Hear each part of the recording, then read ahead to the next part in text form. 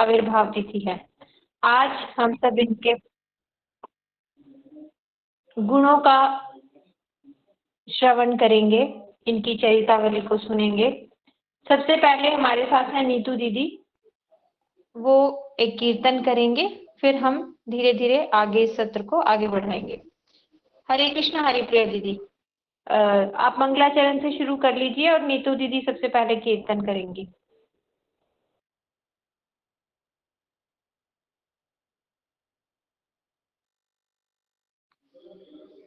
हरे कृष्ण हरिप्रिया दीदी,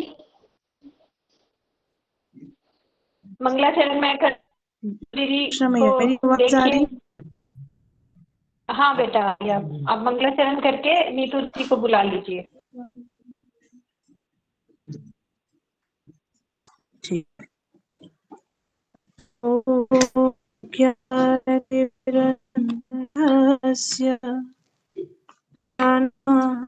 जनशलाकया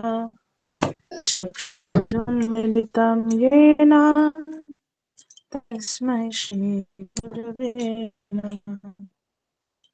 गुरवे गौरचन्द्राय राधिकाय तारे कृष्णाय कृष्णभक्ताय तद्भक्ताय नमो नमः।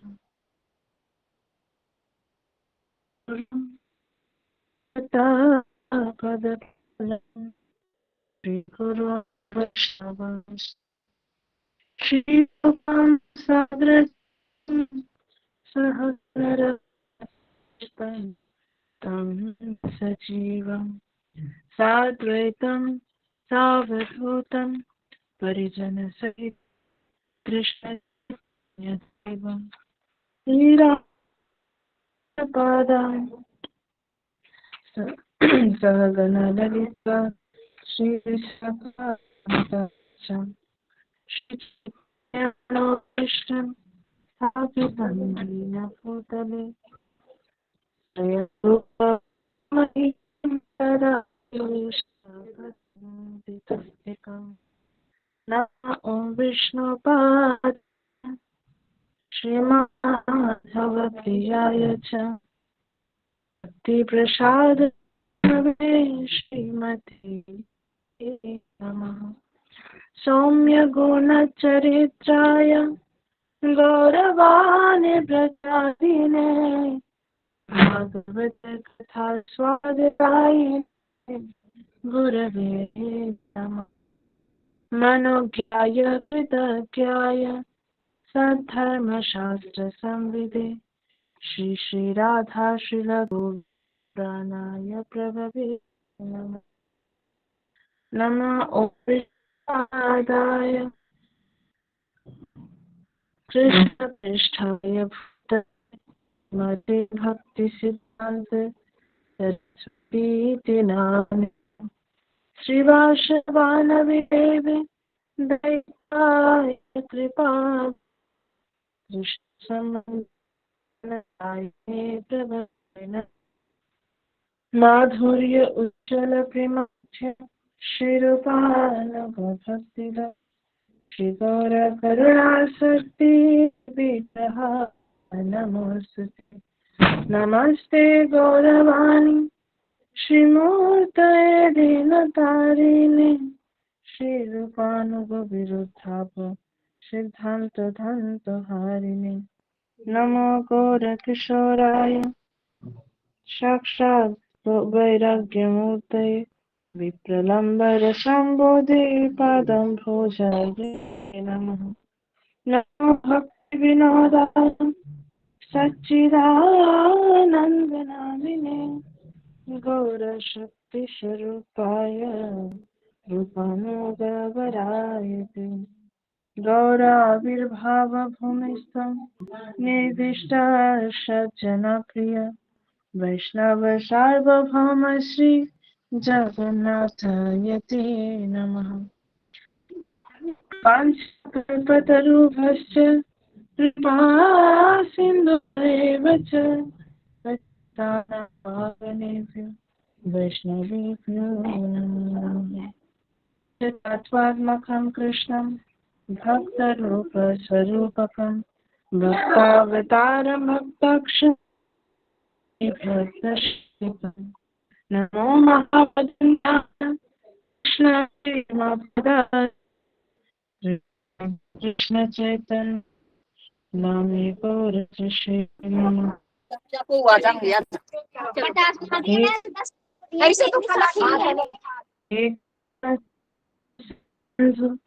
दीनबन्धु जगत्पते गोपेशकान्त श्रीराधे जयतां अङ्गो मन्दते सति मत्सर्वस्य प्रदां भोज श्रीराधा दिव्यद्वृन्दारण्यकल्पद्रुमाद श्रीमन्रत्नाङ्गार सिंहासनस्थो श्रीराधा गोविन्ददेव पृष्ठादेवी सेव्यमानस्मरामि श्रीमारासरसारम्भे वन्दे स्थित कर्षानभीषणगोपी गोपीनाथ श्रीयसन तप्त कांचन गौरांगी राधे वृंदावनेश्वरी वृषभानुसुते देवी प्रणमामि हरिप्रिये वृन्दाय तुलसी देव्यै प्रियाय केशवस्य च कृष्ण भक्ति प्रदे देवी सत्यवत्यै नमो नमः। जय श्री कृष्ण चैतन्य प्रभु नित्यानंद श्री अद्वैत गदाधर शिवासादि गौर भक्त वृंद हरे कृष्णा कृष्ण कृष्ण हरे हरे हरे राम राम राम हरे हरे। जय रूप सनातन भट्ट रघुनाथ श्री जी गोपाल भट्ट दास रघुनाथ हे छय गोसाई करी चरण बंदन जहाँ हते विघ्न नाश अविष्ट पुराण।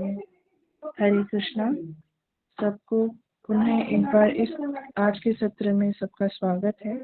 मैं नीतू दीदी को रिक्वेस्ट करूंगी, नीतू दीदी आप प्लीज अपना माइक्रोफोन अनम्यूट करिए। पहला कीर्तन नीतू दीदी के द्वारा। हरे कृष्णा। हरे कृष्णा।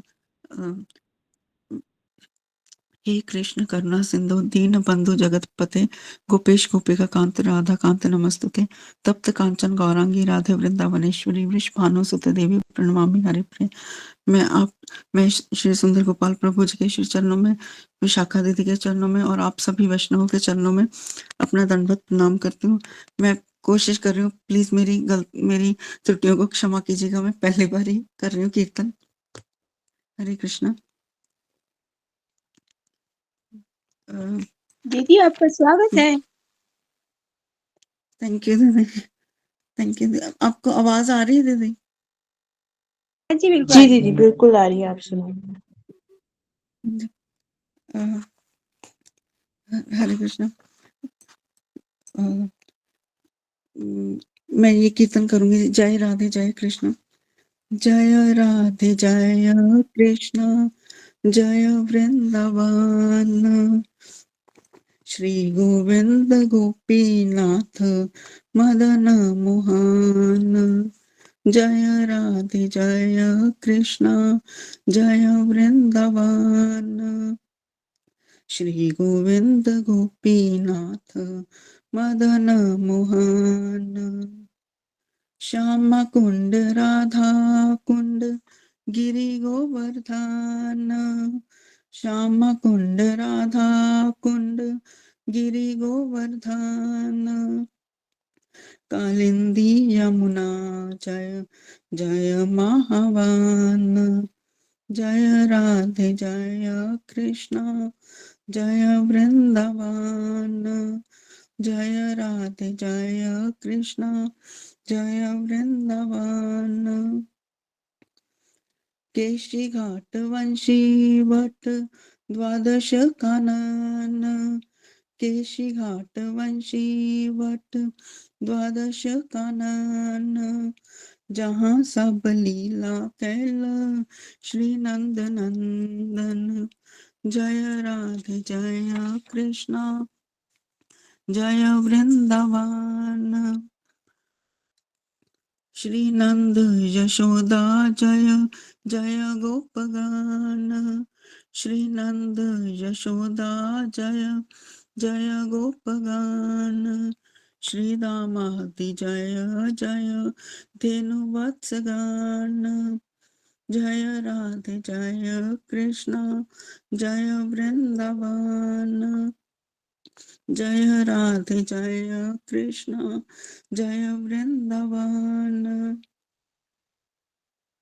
जय वृषभानु जय कीर्तिका सुंदरी जय वृषभानु जय कीर्तिका सुंदरी जय पौर्णमासी जय आभिर नगरी जय राधे जय कृष्ण जय वृंदावन जय राधे जय कृष्ण जय वृंदावन जय जय गोपेश्वर वृंदावन माज जय जय गोपेश्वर वृंदावन माज जय जय कृष्ण सखा बटु द्विजराज जय जय कृष्ण सखा बटु द्विजराज जय राधे जय कृष्ण जय वृंदावन जय राधे जय कृष्ण जय वृंदावन जय राम घाट जय रोहिणी नंदन जय राम घाट जय रोहिणी नंदन जय जय वृंदावन वासियत जन जय राधे जय कृष्ण जय वृंदावन जय राधे जय कृष्ण जय वृंदावन जय द्विज पत्नी जय नाग कन्यागान जय द्विज पत्नी जय नाग कन्यागान भक्ति ते जहारा पायल गोविंद चरण भक्ति ते जहारा पायल गोविंद चरण जय राधे जय कृष्ण जय वृंदावन जय राधे जय कृष्ण जय वृंदावन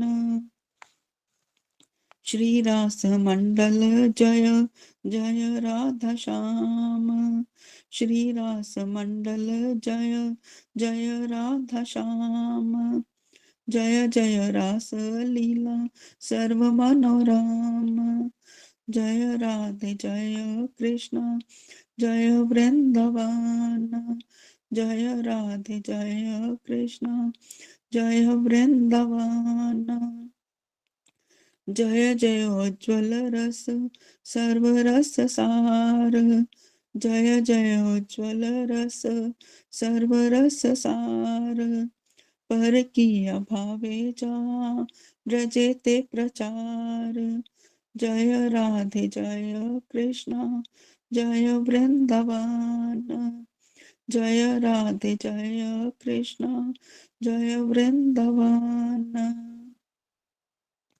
श्री जानवा पाद पद्म करिया स्मरण श्री जानवा पाद पद्म करिया स्मरण दीन कृष्ण दास कहे नाम संकीर्तन दीन कृष्ण दास कहे नाम संकीर्तन जय राधे जय कृष्ण जय वृंदावन जय राधे जय कृष्ण जय वृंदावन श्री गोविंद गोपीनाथ मदन मोहन श्री गोविंद गोपीनाथ मदन मोहन जय राधे जय कृष्ण जय वृंदावन जय राधे जय कृष्ण जय वृंदावन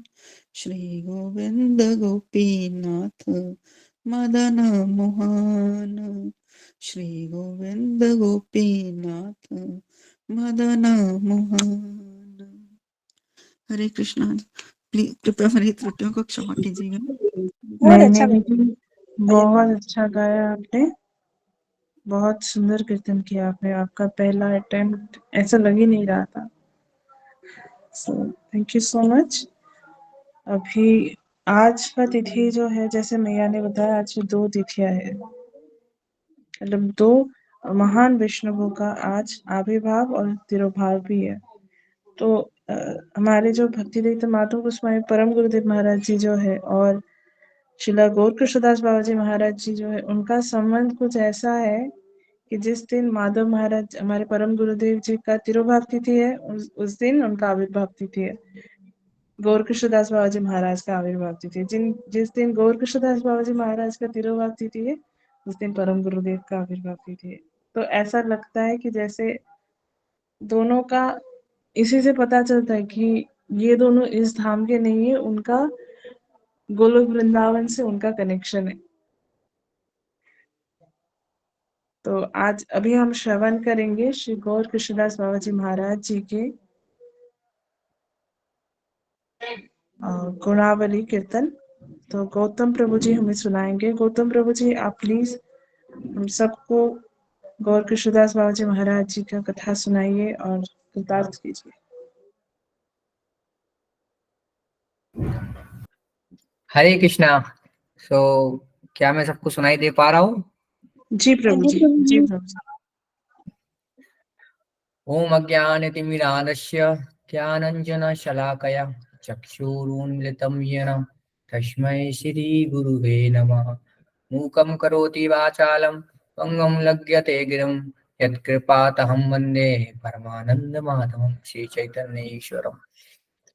सर्वप्रथम अपने परम गुरुदेव शिला भक्ति वेदांत नारायण गोस्वामी महाराज के चरण कमलों में अनंत दंडवत ज्ञापन करता हूँ। मैं अपने शिक्षा गुरु शिला भक्ति वेदांत श्रीधर गोस्वामी महाराज के चरण कमलों में अनंत दंडवत ज्ञापन करता हूँ।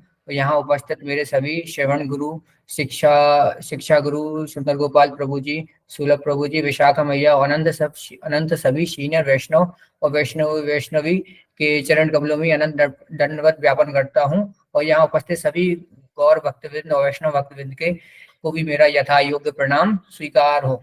हरे कृष्णा।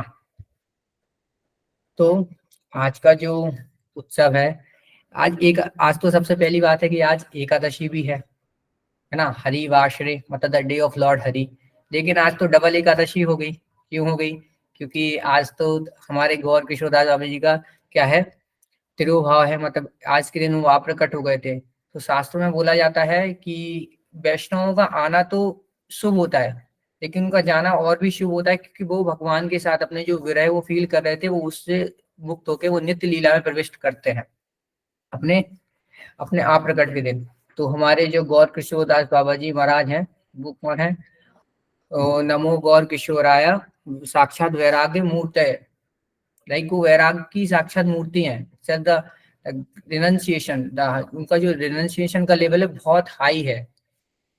एंड विप्रलंबा रसाम बोधे पदाम भोजाए ते नमा, मतलब ये तो उनका गौर कारण है कि भाई वो वैराग की मूर्ति है। लेकिन उनका जो मुख्य है वो क्या है? विप्रलंबा रसाम बोधे, मतलब रस के जो भंडार है, लाइक जो मुख्य जो हमारे गौड़े संप्रदाय का जो मूड होता है वो क्या है? Separation, feeling separation from Krishna, उसके साक्षात मूर्तिमान स्वरूप है। लाइक विप्रलंब रसाम बोधे पदाम हो जाए ते नमा। तो ये वो परमहंस डिवोटी है जो वास्तव में पूरे मूड में कृष्णा से सेपरेशन फील करते हैं रसा में, और पूरी उनकी नित्य लीला में हमेशा ध्यान में सुनना रहते हैं। तो जो वृंदावन दास ठाकुर जी महाराज कहते हैं वैष्णव के गुणगान में कि भागवत तुलसी गंगाए भक्त जने चतुर्दा विग्रह कृष्ण ये 4 सने, मतलब कि भागवत, तुलसी, गंगा और भगवान के शुद्ध वैष्णव, इनकी महिमा अत्यंत अपार है। उनको प्राण प्रतिष्ठा की आवश्यकता नहीं होती, जिस प्रकार श्रीमद् भागवतम को भी प्राण प्रतिष्ठा की आवश्यकता नहीं होती, क्योंकि वो साक्षात भगवान श्री कृष्ण ही है।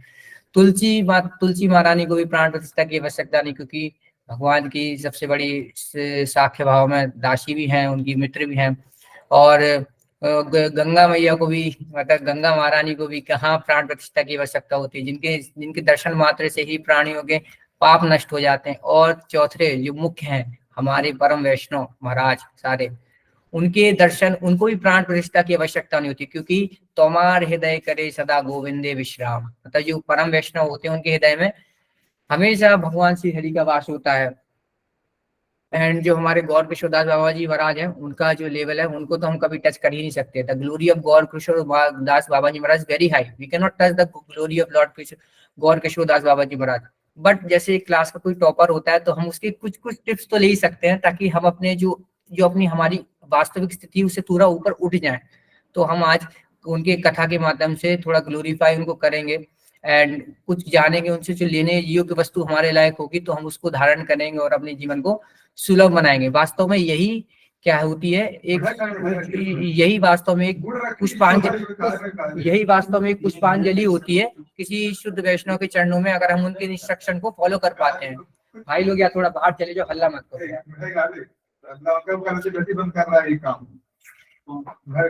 अरे हल्ला क्यों कर रहे हो, थोड़ा शांत हो जाओ भाई, सॉरी फॉर डिस्टर्बेंस। तो जो हमारे गौर किशोरदास बाबा जी महाराज है, उनका जो जन्म, उनका जो प्राकट्य हुआ था वो फरीदपुर जिले, जो आजकल वर्तमान बांग्लादेश है, उसके वाग्यान गांव में हुआ था, है ना। तो उनके पिता, माता पिता का नाम तो अभी यहाँ ज्ञात है, लेकिन उनके बचपन, गौर किशोरदास बाबा जी महाराज के बचपन का नाम उनके पिता ने वंशीदास दिया था। और उस समय की जो प्रचलन समाज में जो दिनचर्या थी, उसके जो वो थी, नियम था, उसमें उनका बचपन में ही विवाह कर दिया गया था। बचपन में ही उनका विवाह कर दिया था। और बचपन में, लेकिन उनका जो विवाह हो भी गया था, उसके बाद भी वो क्या रहते थे, भगवत विरह में रहते थे हमेशा। क्योंकि भगवान के परमहंस वैष्णव है, तो बचपन से ही उन्होंने वो गुण दिखाने स्टार्ट किए थे। वो भक्ति के जो लक्षण है वो शुरुआत से उनमें जागृत होने स्टार्ट हो गए थे। लाइक वो गृहस्थ आश्रम में रह के उनका जल्दी विवाह भी हो गया था, उसके बाद भी वो भगवत विरह में रहते थे, सदा भगवत विरह में वो रहते थे। और पत्नी, और 30 साल अपने गृहस्थ आश्रम में रह के जब उनकी पत्नी का देहांत हो गया, तो उसके बाद उन्होंने कुछ ना यहाँ देखा ना वहां देखा। लाइक उन्होंने फिर तत्काल भगवत दास बाबा जी महाराज, जो जगन्नाथ दास बाबा जी महाराज के डिसाइपल है, उनसे क्या ले लिया, बाबा जी की मतलब वैराग्य संन्यास धारण किया और फिर वृंदावन चले गए। और जहां उन्होंने वृंदावन में भी 30 साल, कम से कम 30 साल भजन किया। वृंदावन में उन्होंने 30 साल भजन किया। एंड फिर जब जो हमारे जो चैतन्य महाप्रभु का मायापुर धाम जब प्रकट हुआ भक्ति विनोद ठाकुर प्रभुपाद द्वारा, तो जगन्नाथ दास बाबा जी महाराज ने उनको आदेश दिया कि आप यहाँ वृंदावन से यहाँ नवदीप मंडल में आई हो, यहाँ अपने आप प्रकट रहने तक यहाँ ही नित्य भजन कीर्तन करिए। तो गौर किशोर जगन्नाथ दास बाबा जी महाराज के आदेश पर गौर किशोर दास बाबा जी महाराज वृंदावन से नवदीप आ गए और वहां अपना भजन कीर्तन नित्य करने लगे। वहां पे अपना भजन कीर्तन नित्य करने लगे। अब तो लेकिन गौर किशोरदास बाबा जी महाराज की ये खास बात और थी कि मतलब वो जो कौन थे, उनका नाम याद नहीं आ रहा, लेकिन उनकी जो एक क्या थी, अर्धांगिनी थी। तो उन्होंने उनको, गौर किशोरदास बाबा जी को एक कुटिया बना के दी थी कि आप प्रभु जी इसमें भजन किया, मतलब आप इसमें भजन किया करिएगा। तो एक नई कुटिया, लेकिन गौर किशोरदास बाबा जी महाराज ने कहा कि मुझे तो आप एक मतलब वॉइस लेटरिन बना के दे दीजिए, ताकि उसमें मैं भजन कर सकूं। क्योंकि अगर मैं ऐसे कुटी में रहूंगा या मंदिर में रहूंगा तो वहां पे लोग आएंगे, जो भौतिक जगत के लोग आते हैं, मुझे कृपा, मेरे आशीर्वाद लेने आते हैं, और मुझे भजन में डिस्टर्बेंस देते हैं। तो आप तो मुझे एक वॉशरूम या लेटरिन बना के दे दीजिए, ताकि जहाँ पे मैं अपना भजन कर सकूं, और वहां वॉशरूम या लेटरिन देके कोई मुझे वहां डिस्टर्ब भी करने नहीं आएगा, और मैं अपने भजन में सदैव रमा रहूंगा। तो ऐसा जब जान पड़ा, तो उनके जो उनके वेस्ट वेसर थे, जिन्होंने उनको पहले घर देने का वादा किया था, तो उन्होंने बाद में उनके लिए एक वॉशरूम बनाया अच्छा सा, उसको गोबर से लिपवा दिया, ताकि गौर किशोरदास जी शुद्धता हो जाए, गौर किशोरदास बाबा जी महाराज वहां अच्छे से रह सके। तो वहां पे फिर वो अपना भजन नित्य लैट्रिन में भी करने लगे। ये वृंदावन का है। तो आगे क्या हुआ, यहाँ पे एक पास टाइम और आता है प्रभुपाद का, कि आपको पता है कि गौर किशोरदास बाबा जी ने हमेशा से कसम खा रखी थी कि वो डिसाइपल किसी को नहीं बनाएंगे। कलयुग के प्रभाव को देखते हुए उनके मन में था कि भाई कलयुग में कोई डिसाइपल होता नहीं है, डिसाइपल बना लेंगे तो अपराध हमको ही लग जाएगा। तो उन्हें डिसाइड कर रखा कि वो कभी किसी को अपना डिसाइपल मतलब शिष्य नहीं बनाएंगे। लेकिन प्रभुपाद जो हमारे शिला भक्ति सिद्धांत सरस्वती ठाकुर प्रभुपाद थे, वो उन्होंने भी कसम खा रखी थी कि आप मैं अगर गुरु वर्ण करूंगा तो गौर किशोरदास बाबा जी महाराज को ही करूंगा, अन्यथा किसी को नहीं करूंगा। तो ऐसा जब हुआ तो फिर बार बार मतलब गौर किशोरदास बाबा जी महाराज के बाद प्रभुपाद पहली बार आए उनसे दीक्षा के लिए। तो उन्होंने तो कहा कि आप तो वही विमला प्रसाद हो जो मतलब हाईली स्कॉलर हो, शिला भक्ति विनोद ठाकुर शिला भक्ति विनोद ठाकुर जी के पुत्र हो, इतने अच्छे हाईली परमहंस वैष्णव फैमिली से आते हो, आप कहाँ इतने बड़े वैष्णव स्कॉलर वैष्णव हरि नाम करने वाले, और कहा मैं तो अनपढ़ हूँ, गवार हूँ, मुझे कुछ आता ही जाता नहीं है। तो ऐसे में तो पहली बार तो उन्होंने कहा नहीं मैं दीक्षा नहीं दूंगा। तो फिर दूसरी बार आए तो फिर रिक्वेस्ट करी तो उन्होंने बोला कि चलो महाप्रभु से पूछ के बताऊंगा फिर बताऊंगा। तो जब तीसरी बार आए तो देखा कि आपने महाप्रभु से पूछा, उन्होंने कहा नहीं मैंने महाप्रभु ने मुझसे कहा था कि हाँ दे दो, लेकिन मैंने मना कर दिया तो नहीं। तो तीसरी बार में भी रिजेक्ट हो गए। फिर वो मतलब गौर किशोरदास बाबा जी महाराज से दीक्षा प्राप्त करने के लिए बहुत ज्यादा अडिक्ट थे कि वो इनसे करने, तो वो चंद्रायन व्रत उन्होंने पालन किया था, चंद्रायन व्रत का पालन किया था 1 महीने। चंद्रायन व्रत is one of the toughest व्रत हमारे संप्रदाय का, जो पालन करना बहुत कठिन है, जिसमें चंद्रमा की जो सेवन साइज को देखते हुए अपने आहार को कम करना पड़ता है। लाइक 15 दिन तक चंद्रमा का साइज घटता जाता है तो आहार कम हो जाता है, फिर 15 दिन तक बढ़ता जाता है तो आहार बढ़ाना पड़ता है। तो ये चंद्रायन व्रत बहुत कठिन था, उसका भी पालन किया था कि गौर किशोरदास बाबा जी महाराज की जिससे मुझे दीक्षा प्राप्त हो जाए। तो जब भक्ति विनोद ठाकुर प्रभुपाद ने उनकी अपने पुत्र की ऐसी दशा देखी तो वो लगा, तो फिर वो गौर किशोरदास बाबा जी महाराज के पास गए और उनसे बोला कि let mercy on my son, मतलब दया करिए। तो गौर किशोरदास बाबा जी महाराज ने फिर फाइनली उनको क्या किया, फाइनली उसको फिर अपना ऐसा डिसाइबल एक्सेप्ट किया। जब वो चौथी बार में उनके पास गए और दंडवत होके बोले कि हे परम वैष्णव गौर किशोरदास बाबा जी, आपको मुझे अपना शिष्य अपनाना पड़ेगा, अन्यथा मेरी स्कॉलर का क्या लाभ जो मुझे आपका शिष्य बनने से रोक दे। तो अगर ऐसा है तो मैं अपने प्राण त्याग दूंगा अगर आपने मुझे दीक्षा नहीं दी। तो फिर गौर किशोरदास बाबा जी ने फाइनली उनको दीक्षा दी एंड एज अ रिजल्ट उन्होंने क्या किया, अपनी जो चरण धूलि होती है वो हमारे प्रभुपाद के ऊपर रखी, एंड जैसे ही वो चरण धूलि पड़ी उनके ऊपर, लाइक वो अष्ट सात्विक भाव में निर्मित हो गए, वहां पे चले गए, मतलब भाव में उनके जब जैसी चरण धूलि गौर किशोरदास बाबा जी के शरीर पे पड़ी, मतलब एक साबुत की जब उनकी लग गई तो वो भाव में चले गए, घोर अनंत भाव में चले गए भगवान के। लाइक उनके आंखों से अश्रुधारा बह रही है, हरि बोल हरि नाम कीर्तन निकल रहा है, 3-4 दिन तक तो मतलब वो भाव में ही रमे रहे। तो ऐसे उनकी दीक्षा की लीला जो समाप्त थी कि उन्हें दीक्षा दी गौर हमारे प्रभुपाद को, भक्ति सिद्धार्थ सरस्वती ठाकुर प्रभुपाद को। तो एक बार ऐसा भी हुआ था कि एक काशी बाजार में एक व्यापारी था जिन्होंने एक वैष्णव सभा रखवाई थी और गौर किशोरदास बाबा जी से उन्होंने वो क्या किया था, रिक्वेस्ट किया था कि आप हमारे इस सभा के प्रेसिडेंट बनिए। तो गौर किशोरदास बाबा जी महाराज ने पूछा कि भाई इस सभा का क्या लाभ है और कि तुम क्यों आयोजित करवा रहे हो। तो उन्होंने बोला कि इससे लोग वैष्णव धर्म के बारे में जानेंगे और भगवत भजन में प्रेरित होंगे, भगवत भजन में प्रेरित होंगे, भगवत भजन में। हरे कृष्णा। गौतम प्रभु जी थोड़ा सा समय का ध्यान रखना क्योंकि आगे भी हमारे पास स्पीकर्स हैं। ओके माता जी, ओके माता जी। भगवत भजन में प्रेरित होंगे। तो ऐसे तो गौर किशोरदास बाबा जी महाराज ने कहा कि तुम लोगों की चिंता छोड़ो, पहले खुद का कल्याण करो। जब तक खुद का कल्याण नहीं कर पाओगे तो लोगों का क्या कल्याण करोगे। तो तुम एक काम करो, तुम अपना सब कुछ घर बार छोड़ के आओ और मेरे साथ बैठो और यहाँ मैं तुमको 2 लंगोटी दूंगा, उनको पहन के मेरे साथ तुम भजन कीर्तन करो। जब तुम स्वयं का भजन से लेवल से उठ जाओगे फिर तुम अपने वैष्णव सभा आयोजित करवाना चाहता हूँ। तो यहाँ पे मैं कुछ गुणगान करके ही अपनी वाणी को विराम दूंगा। तो जो हमारे शुद्ध वैष्णव होते हैं इनकी कृपा इनकी जो महिमा शास्त्रों में अनेक प्रकार से गई है। जैसे श्रीमद् भागवतम की महिमा भी अनेक प्रकार से गई है, तुलसी की महिमा भी अनेक प्रकार से गई है, गंगा देवी की महिमा भी अनेक प्रकार से गई है। वैष्णव की महिमा तो भगवान कहते हैं अहम भक्ता पराधीनो यश स्वतंत्र द्विजोत्तमा। भगवान कहते हैं कि मैं भक्त के क्या हूँ, अधीन हूँ, और यश स्वतंत्र द्विज, मैं भले ही स्वराट हूँ, मैं भले ही क्या हूँ, स्वराट हूँ। और भगवान एक कहते स्वाबहोर हृदय मह्यम साधु नाम हृदय त्वम मन अन्यते ना जानाति ना हम तेभ्यो मनागता। भगवान कहते हैं जो शुद्ध वैष्णव होते हैं वो सदा मेरे हृदय में वास करते हैं और मैं भी उनके सदा हृदय में वास करता हूँ, वो भी मेरा कभी विस्मरण नहीं करते और मैं भी उनका विस्मरण नहीं करता हूँ। और आखिरी में ये कहना चाहूंगा कि शुद्ध वैष्णव की गुणगान क्यों करना चाहिए। चैतन्य भागवत में वृंदावन दास ठाकुर कहते हैं कि वैष्णव गुणगान करेली जीवे प्राण। और इसके अलावा एक बात और होती है कि जब हम हरि कथा करते हैं तो भगवान उसमें जरूर हमारी पात्रता देखते हैं कि भाई हरि कथा मतलब हरि कथा करना मतलब सरेंडर देखते हैं कि भाई इसका कथा में मेरी कथा गुणगान करने में मेरा कितना सरेंडर है।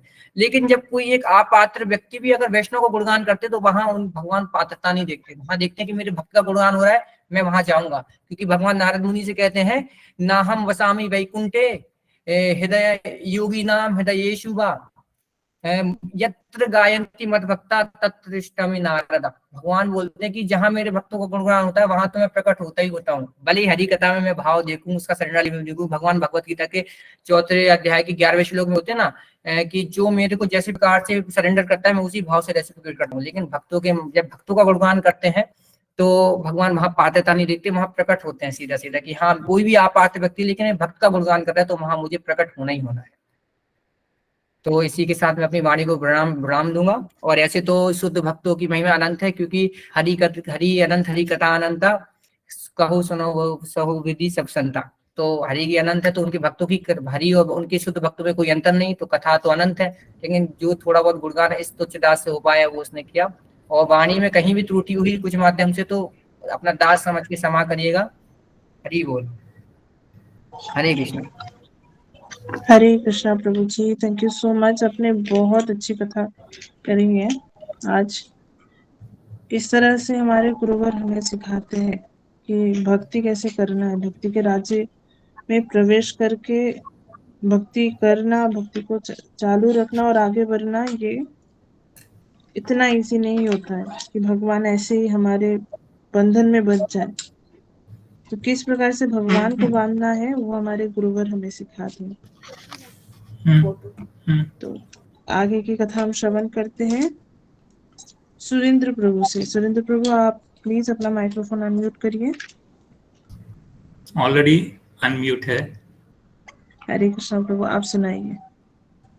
ओम अज्ञानतिमिरन्दस्य ज्ञानांजन शलाकया चक्षुरुन्मीलितं येन तस्मै श्री गुरुवे नमः। जय श्री कृष्ण चैतन्य प्रभु नित्यानंदा श्री अद्वैत गदाधर शिवासादि गौर भक्त वृंदा।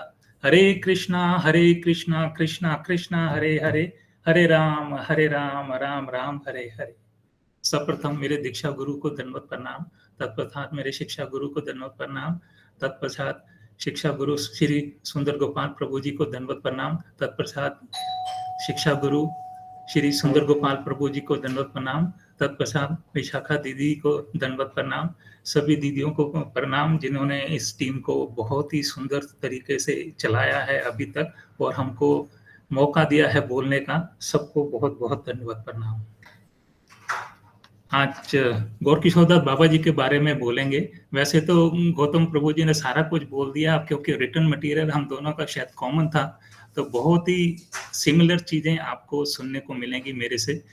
मैं डिविएट नहीं करूंगा, बट ओनली थिंग इज बोलने का शायद तरीका डिफरेंट होगा, मैटर शायद मोर और लेस सेम होगा। उसके लिए मैं क्षमा चाहता हूं, क्योंकि मैं कुछ और नहीं बोलना चाहता जो मेरे को कहा गया है।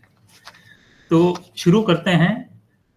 इससे आप सबसे विनती है कि बहुत ध्यान से सुनिएगा। वैसे तो आप सुन ही रहे हैं, और 4 चीजों के ऊपर बहुत ध्यान दीजिएगा कि गौर किशोरदास बाबा जी किस तरह से इन 4 चीजों को इन्होंने अपनी जिंदगी में उतार रखा था, और हम कोशिश करेंगे कि हम भी उनसे कुछ सीख सकें। और जो कुछ भी अब मैं बोलूंगा ये 4 चीजों के अंदर ही इसके ऊपर निर्भर करेगा, सारा कुछ इसी के अंदर में आएगा। सबसे पहला ये है कि ये निरपेक्ष इन्होंने जीवन अपना व्यतीत किया, और वैराग्य, और जिसको इंग्लिश में बोलते हैं एसेटिज्म। एसेटिज्म मतलब एकदम वैराग्य, खाने पीने का कोई चिंता नहीं, टोटली ब्रह्मचारी का जीवन व्यतीत करना, और पैसे की बिल्कुल भी कोई चिंता नहीं करनी, एकदम भगवान की तरफ ध्यान रखना, और विल्डरनेस यानी कि अकेलेपन में रहना। तो ये सब गौर किशोर बाबा जी ने अपना रखा था। और दूसरा है, ये कोई भी पैसे की डीलिंग्स नहीं करते थे, यानी कि एकदम गरीबी को इन्होंने अपना रखा था। गरीबी का ये मतलब नहीं कि अपनी बॉडी को निर्वाह करने के लिए कुछ नहीं करते थे। ये वो जाके घरों में जाके वो अपना बॉडी को रखने के लिए मांगते थे और उसी से वो निर्वाह कर लेते। दिन में 1 से 7 घर जाते थे, उसी से इनका मधुकरी करके पूरा इनका निर्वाह हो जाता था। और तीसरा चीज है, जिस तरह से इन्होंने नाम जाप किया है ना, हम शायद ही हम में से कोई इस तरह से कर सकेगा। नाम जाप का ऊपर इन्होंने पूरा पूरा अपनी जिंदगी लगाई और बहुत दृढ़ता से इन्होंने करी। और एक दिन में जब तक ये वृंदावन थे, इन्होंने बताया अभी गौतम जी ने, वृंदावन में जब तक थे ब्रजधाम में, तो 128 माला डेली करते थे। 128 माला, यानी कि हम लोग 16 माला कर लेते हैं तो अपने आप को बहुत ऊंचा भक्त समझने लगते हैं। ये 16 का डबल 32, 32 का डबल 64, 64 का डबल 128, 128 माला ये डेली करते थे। और ये जब तक ये ब्रजधाम में थे, और जब फिर आगे नवद्वीप धाम में आए और वहां पे तो माला फिर और भी इनकी बढ़ गई। तो तीसरी थी ये नाम जाप के ऊपर, और चौथा इनके ऊपर आप ध्यान करिएगा, संगत। किसकी संगत इन्होंने रखी और किसकी संगत इन्होंने पीछे करी। पीछे हटो मेरे से। लोग बार इनके चरण छूने आते थे, इनके चरण छूने आते थे, और हर कोई अपनी अपनी कोई ना कोई डिमांड लेके आता था। मेरा बच्चा हो जाए, मेरी शादी हो जाए, मेरे ये काम हो जाए, मेरा बिजनेस चला जाए। वो कहते हैं इन सबको धट तरह की ऐसे ऐसे कर गया, तेरा बेड़ा गर्क हो। इस तरह से वो करते थे। और एक्चुअली इनका मतलब ये था कि तेरी मटेरियल लाइफ सारी की सारी खत्म हो जाए और तू भक्ति की तरफ आ जाए। तो ये 4 चीजों के ऊपर आप ध्यान दीजिएगा। मैं रिपीट करता हूँ, निरपेक्ष और वैराग्य, और बिल्कुल भी मनी डीलिंग्स कोई भी नहीं थी, नाम जाप, और चौथा इनका संगत। किसके साथ संगत रहनी है? हमेशा भक्ति विनोद ठाकुर जी इस तरह के लोगों के साथ और बाबा जी के साथ हमेशा रहते थे, और इनके साथ इनको नहीं करनी। तो शुरुआत करते हैं सर। हालांकि ये गौतम प्रभु जी बोल चुके हैं, मैं रिपीट करता हूँ जल्दी से जल्दी, ताकि वो काम पर हम जल्दी आ जाऊं। ये सबसे पहले ये बांग्लादेश में वंशीदास के नाम से पैदा हुए। उनके माँ बाप ने नाम रखा 1838 में, और वहां से इन्होंने भगवत दास बाबा जी से नामकरण किया, अपना वेश बदला, और जो कि परमहंस बाबा जी के की तरह की वेश थी। और फिर उसके बाद ये आगे इनकी पत्नी, क्योंकि बचपन में शादी हो गई थी, 29 साल की उम्र में इनकी पत्नी का देहांत हो गया, और वे ये सीधा फिर गृहस्थ जीवन को छोड़ के ये सीधा अपना संन्यास में आ गए, सीधा संन्यास में आ गए। और भक्ति को और तीव्र करने के लिए ये ब्रजधाम में आ गए, वृंदावन में आ गए। और वृंदावन में कभी पेड़ के नीचे रह रहे हैं, कभी खंडर के नीचे रह रहे हैं, कभी मधुकरी कर रहे हैं खाने के लिए, और कभी साधु और बाबा जी के साथ इन्होंने पर्यटन किए। काफी जगह जगह तीर्थों में जाते रहे, जिसको बोलते हैं तीर्थ पर्यटन। ये तीर्थ पर्यटन काफी किया इन्होंने, और ये नवद्वीप धाम में भी कई बार गए वहां पे। अब वहां पे रहने के बाद 30 साल उन्होंने 128 माला डेली की डेली करी, ये उनका नियम था, और मधुकरी करी। बस एक ही काम था उनका, या तो नाम जाप या मधुकरी करके, बाकी और सबसे दूर रहते थे। फिर क्या कहते हैं, ये मायापुर में योग पीठ का स्थापना हुई, भक्ति विनोद ठाकुर जी ने स्थापना करी, जन्मस्थली ऑफ हमारे चैतन्य महाप्रभु की। और उसमें बहुत बड़ा उत्सव था, वहां पे जाके वो गए और जगन्नाथ बाबा जी से मिले। जगन्नाथ बाबा जी ने उनसे पूछा, तो तुम्हारा नाम जाप कैसे चल रहा है, तुम्हारी भक्ति कैसे चल रही है? तो इन्होंने संतुष्टि नहीं दिखाई कि मेरी काम बिल्कुल नहीं चल रहा, मेरी भक्ति बिल्कुल ठीक नहीं है। तो उन्होंने एक आदेश दिया कि आप इधर नवद्वीप में आ जाओ। उनके आदेश से फिर नवद्वीप में आ गए, और जब तक उनका तिरुभाव नहीं हुआ, वो अंत तक नवद्वीप में ही रहे। वहां पे रहने लगे, एक झुग्गी बना ली उन्होंने। एक बताया जाता है कि एक किश्ती मिल गई थी, तो उसको उल्टा करके उसी की छत के नीचे रहने लगे और मधुकरी करते थे। और खाना कभी मिल गया तो ठीक है, नहीं तो उपवास कर लिया। ये भी कहा जाता है कि गंगा की मिट्टी वहां पे भी खा के ये अपना पेट भर लेते थे। और इस तरह से अपना ये तो उनका था। और कपड़ा पहनने के लिए जो शमशान में लोग कपड़े छोड़ जाते थे मृत लोगों के, उसी को लेके ये अपने बस किसी तरह अपने इर्द गिर्द लपेट लेते थे। तो ये इनका रहने का तरीका था। और फिर क्या कहते हैं, और गोदरुम द्वीप में भक्ति विनोद ठाकुर जी का निवास स्थान है घर का, और उनका नाम है श्री शिवानंद सुखद कुंज। ये वहां पे फिर काफी जाने लग गए, उनसे भक्ति विनोद ठाकुर जी से उनकी कथा सुनने लगे और खासकर भागवतम सुनने लगे। एक बार क्या हुआ कि ये बहुत बिजी थे भक्ति विनोद ठाकुर जी, और इनको बोल गए कि आप जरा अपना गीत गाइए, भजन गाइए। तो इन्होंने इतना मधुर भजन गाया, और वहां पे पहली बार भक्ति ये सरस्वती प्रभुपाद जी, हमारे सरस्वती प्रभुपाद जी वहां पे आए, और वो इतने मुग्ध हो गए उनका भजन सुन के, उनसे रहा नहीं गया। फिर इन्होंने पहली बार देखा था तो इनको फॉलो करते रहे।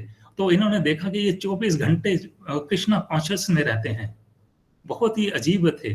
तो उन्होंने भी ठान ली कि मैंने अगर दीक्षा लेनी है तो इनसे लेनी है। तो ये उनके पास अप्रोच करने गए दीक्षा के लिए। तो उन्होंने कहा, मेरे से भी दीक्षा लोगे तुम जानते हो तुम कौन हो और मैं कौन हूं? मैं अनपढ़ गंवार और तुम इतने विद्वान, सारे बंगाल की यूनिवर्सिटी में तुम्हारा नाम है, आचार्य हो, संस्कृत में विद्वान हो, जाओ, मैं तुम्हारे बस का नहीं हूं, मैं तुम्हारे लायक का नहीं हूं। मगर वो फिर भी हट कर रही उन्होंने, और उन्होंने बोला, दोबारा गए, फिर दोबारा गए तो अच्छा मैं महाप्रभु से पूछूंगा। तो फिर उन्होंने बोला कि मैं भूल गया। दूसरी बार, तीसरी बार गए, चौथा बार गए, मना करते रहे। फिर भक्ति विनोद ठाकुर जी ने उन्होंने कहा, जीव पे कल्याण करने का संत का कर्तव्य होता है, बच्चे पे तरस खाओ, इस पे दीक्षा इनको दे दो। तो उनके कहने पे फिर उन्होंने दीक्षा दी। जैसे गौतम जी ने बताया, अपनी धूली की उन्होंने उसके सिर के ऊपर लगा दी, सारी बॉडी के अंदर अपनी चरणों की धूली लगा दी, जा तेरी दीक्षा हो गई। और सरस्वती प्रभुपाद जी बताते हैं कि 3 दिन तक मैं उनका जो हाथ उन्होंने मेरे सिर पे रखा, मैं उसको फील करता रहा और मैं भूला नहीं, और मेरी सारी जिंदगी बदल गई। तो उन्होंने बाद में सरस्वती प्रभुपाद जी ने भी बहुत कुछ लिखा कि मैं अपने आप को बहुत विद्वान समझता था, मेरी सारी एकड़ी थी, और सारी हेकड़ी इन्होंने बस खराब कर दी, बंद कर दी, और मेरे को अपनी तहकीक पूरी असलियत दिखा दी। तो ये था इनका दीक्षा का समय। फिर और किसी से ये अपनी हेल्प नहीं लिया करते थे, किसी से सर्विस नहीं लिया करते थे, और किसी से पैसे का तो कोई सवाल ही नहीं उठता। ये इनके पास इनकी 2 ग्रंथ थे जो इनकी मेन पोजेशन थे। ये थे नरोत्तम ठाकुर जी का, एक तो था प्रार्थना ग्रंथ और दूसरा था प्रेम भक्ति चंद्रिका। बस यही उनकी पोजेशन थी और यही जिंदगी भर ये उसके अपने पास रखा। इनका जो दीक्षा हुई ये नरोत्तम दास जी की और लोकनाथ महाराज जी की, ये उनसे काफी मिलती जुलती है। और जिस तरह का ये वैराग्य करते थे और जिस तरह की कृष्ण भक्ति करते थे, जिनका जो मेल था, ये एकदम रघुनाथ दास जी के साथ मिलता है।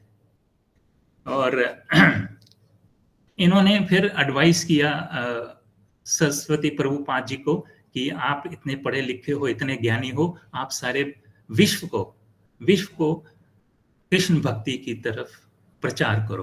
तो उनके मुताबिक फिर उन्होंने काफी आगे उनका आदेश पालन किया। एंड सरस्वती प्रभुपाद जी ने इनके बारे में बहुत कुछ लिखा है कि बहुत सारे संत हुए, बहुत सारे गुरुजन हुए, सब कुछ हुए, सब कुछ, कोई ढोंगी, कोई पैसा बना रहे हैं, कोई किस तरह की वेश है, मगर इन जैसा कोई असली संत होना बहुत ही मुश्किल है। और बहुत कुछ इन्होंने बाद में लिखा। और फिर अंत में इनका 77 साल की उम्र में तिरुभाव हुआ। और ये इनकी भी एक बहुत बड़ी कथा है कि वहाँ के जितने अखाड़े के इंचार्ज थे, लीडर थे, वो सारे के सारे वो वहाँ पे इकट्ठे हुए कि हम मंदिर बनाएंगे इनका, वहाँ पे समाधि बनाएंगे, लोग आएंगे, पैसा बनेगा, तो इस तरह के लालच की वजह से तो वहाँ पे सरस्वती प्रभुपाद जी आ गए और उन्होंने सबको भगा दिया कि उन्होंने कहा जिन्होंने भी अवैध रिश्ता किसी औरत के साथ नहीं रखा पिछले महीने में या पिछले हफ्ते में या पिछले दिनों में, वो महाराज जी को हाथ लगाए और बाकी सारे के सारे वे इस तरह से कहने से सारे के सारे भागे। वहां थानेदार भी आ गए और उन्होंने कहा आपने तो बहुत अच्छी तरह से ये भीड़ को भगा दिया और अच्छा किया। फिर महाराज सरस्वती प्रभुपाद जी ने गंगा के किनारे कुलिया धाम के पास में उनका समाधि रखी। बट थोड़े दिनों बाद कुछ कारणवश थे, वहां पे गंगा जी ने मुख बदला और फिर ये अपने चैतन्य मठ के पास उनकी हमारे किशोरदास बाबा जी गुरु महाराज जी, वो उनको अपने हाथों से उनकी समाधि को उखाड़ गए। यहाँ पे योगपीठ के पास चैतन्य मठ में उनकी समाधि बनी। यहाँ तक थी। और तो बहुत कुछ बोलना है, समय मेरा हो चुका है, मेरे को बताया जा रहा है और मैं अपनी वाणी को यहीं पे खत्म करता हूँ। बहुत कुछ है और बताने का, फिर कभी मौका दीदी लोग देंगे तो जरूर बोलूंगा। हरे कृष्णा। प्रभु जी आप अभी 10 मिनट और बोल सकते हैं, आपका टाइम है अभी, आप थोड़ा सा बोल लीजिए, कोई बात नहीं। Hare Krishna Prabhu ji. Thank you. Okay, तो यहाँ की उनकी समाधि के बारे में हमने बताया कि समाधि में भी काफी भाग दौड़ हुई थी और इन्होंने हमारे सरस्वती प्रभुपाद जी ने पूरा संभाला और आज की तारीख में भी वहाँ पे लोग बहुत अपनी मन्नत है और वहाँ पे सब जाते हैं। अब आगे बढ़ते हैं तो हमारे सरस्वती प्रभुपाद जी के जो शिष्य हैं, सरस्वती प्रभुपाद जी के शिष्य हैं, उन्होंने भी गौर किशोर दास बाबा जी को बहुत बारीकी से और बहुत नजदीकी से लिखा और उन्होंने कुछ इंसिडेंट्स, कुछ एनेक्डोट्स और कुछ जो कहानियां छोटी छोटी हैं उसके बारे में लिखा और उससे इनका चरित्र मालूम पड़ता है। तो मैं वो छोटी छोटी कुछ इंसिडेंट्स को, कहानियां आपके साथ शेयर करना चाहूँगा। सबसे पहले कि ये कहानी है कि एक बहुत बड़े संत महात्मा और उनके शिष्य लोग हमारे गौतम किशोरदास बाबा जी के पास में आए और उन्होंने उसको बोला कि महाराज जी ये जगह जगह विश्व में जाते हैं अगर, और ये भगवान जी का प्रचार करते हैं और ये अगर प्रचार ना करें तो लोगों का कल्याण नहीं होगा। तो गौर किशोर बाबा जी ने मालूम है क्या बोला, अरे क्या प्रचार कर रहे हैं, ये अपने पैसा बनाने के चक्करों में, अपना नाम प्रतिष्ठा करने के चक्करों में और घूमना फिरने के चक्कर में है, कोई नाम वाम नहीं है, कोई भगवान की भक्ति नहीं कर रही है, प्रचार नहीं कर रहे हैं। फिर दूसरी बार गए कि एक सिमिलरली संत महात्मा और ब्राह्मण लोग आए इनके पास कि ये महाराज जी ये हमारे गुरु लोग हैं और ये यहाँ पे खूब प्रचार करते हैं और कृष्ण कृष्ण कृष्ण कृष्ण ने काफी फैला रखा है। तो उसके ऊपर सीधा मुंह पे ऊपर वो बोलते हैं गौर किशोर बाबा जी, ये कृष्ण कृष्ण नहीं करते, ये पैसा पैसा पैसा पैसा करते हैं, रुपया रुपया रुपया करते हैं। ये दूसरी कहानी। और तीसरी छोटी सी कहानी, छोटी छोटी बोलूंगा समय के कारण। और एक बार क्या हुआ कि रात के 10 बजे थे तो ये अपना एज यूजुअल अपने ध्यान में थे और अपनी माला जाप कर रहे थे। आंखें बंद करके इन्होंने जोर से बोला, अरे देखो पखंडी, ये नाम जाप करता था और ये किसी तरह ये देखो कैसे वो विधवा की जिंदगी खराब कर रहा है। ये he could foresee in a different city कि ये कुछ हो रहा है। तो ये भी एक कहानी है कि ये आदमी सामने आ जाए तो उनको पूरा उसका भविष्य जान लेते थे, उसका चरित्र पूरा आगे का जान लेते थे, उनको आपको बताने की जरूरत नहीं थी और सीधा कैरेक्टर उसका पहचान लेते थे। एक नेक्स्ट का कहानी सुनाता हूँ। नवद्वीप धाम की एक धर्मशाला था, अभी गौतम जी ने मैं उसके ऊपर थोड़ा टिप्पणी डाली थी। एक धर्मशाला था और उसका जो इंचार्ज था वो मुखिया था, उसकी पत्नी ने इनको एक पक्का भक्ति के लिए घर बनाने की, कुटिया बनाने के लिए, प्रॉपर बनाने की उन्होंने ऑफर करी। तो उन्होंने कहा नहीं, मेरे को नहीं चाहिए, ये सब नहीं चाहिए, अगर यही है करना ही है मेरे को, तो अपने घर में जो लेबोरेटरी है आपकी, आपका जो टॉयलेट है वो मेरे को जगह वहां पे दे दो। तो वो उन्होंने फिर गोबर वगैरह लगा के उनको वहां कर दिया। तो इनसे जो मैंने 4 चीजें बोली थी उसके उन पर इनका चरित्र आप उसको आपका पूरा माप दोष कर सकते हो, माप कर सकते हो कि ये किस तरह के भक्त थे, इस तरह के थे। हम लोगों को तो बस की है ही नहीं है इनके तक पहुंचने की, कहीं पे उनके तक पहुंच जाएं वही काफी है। आगे के सुनाता हूं। इनको ठंड बहुत थी उन दिनों में वहां पे, तो किसी ने बहुत अच्छी बहुत कीमती रजाई, किसी ने शॉल या रजाई उनको भेंट करी। तो उन्होंने क्या किया, इस रजाई को अपने जो बोट का घर था, जो किश्ती का घर था, उसकी छत के ऊपर डाल दिया। तो जिसने भेंट करी थी वो 1-2 दिन बाद आया उनके पास, तो क्या वो रजाई किधर है, वो आपको तो ठंड नहीं लग रही है? कहता वो देख छत के ऊपर पड़ी हुई है। वो उसको देख के, ठंड उसको देख के, रजाई को देख के भाग जाएगी। तो ये उनका जो कीमती गिफ्ट दे जाते थे, ये उसका इस तरह से उसका उपयोग करते थे। आगे की कहानी ये है, कासिम बाजार का बहुत बड़ा एक अमीर आदमी था, और वो वहाँ का समझ लो राजा ही था उसके समय। उसका नाम था मनिंद्र चंद्र नंदी, मनिंद्र चंद्र नंदी।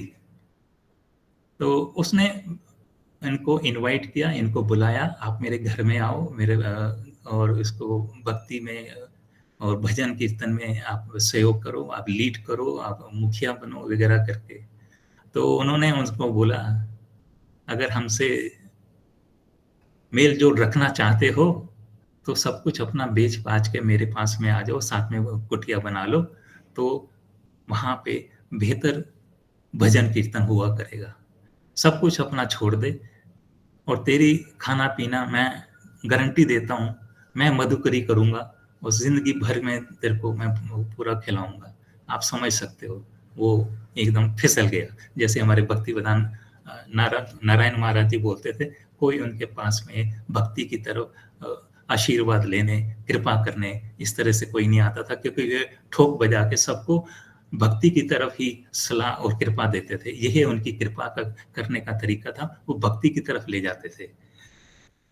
फिर एक डॉक्टर था, वो बहुत प्रैक्टिस कर रहा था काफी अच्छी, तो उसने उनके पास आया कि मैं प्रैक्टिस कर रहा हूँ, अपनी अच्छी मेरी प्रैक्टिस है और साथ में मैं भक्ति भी कर रहा हूँ।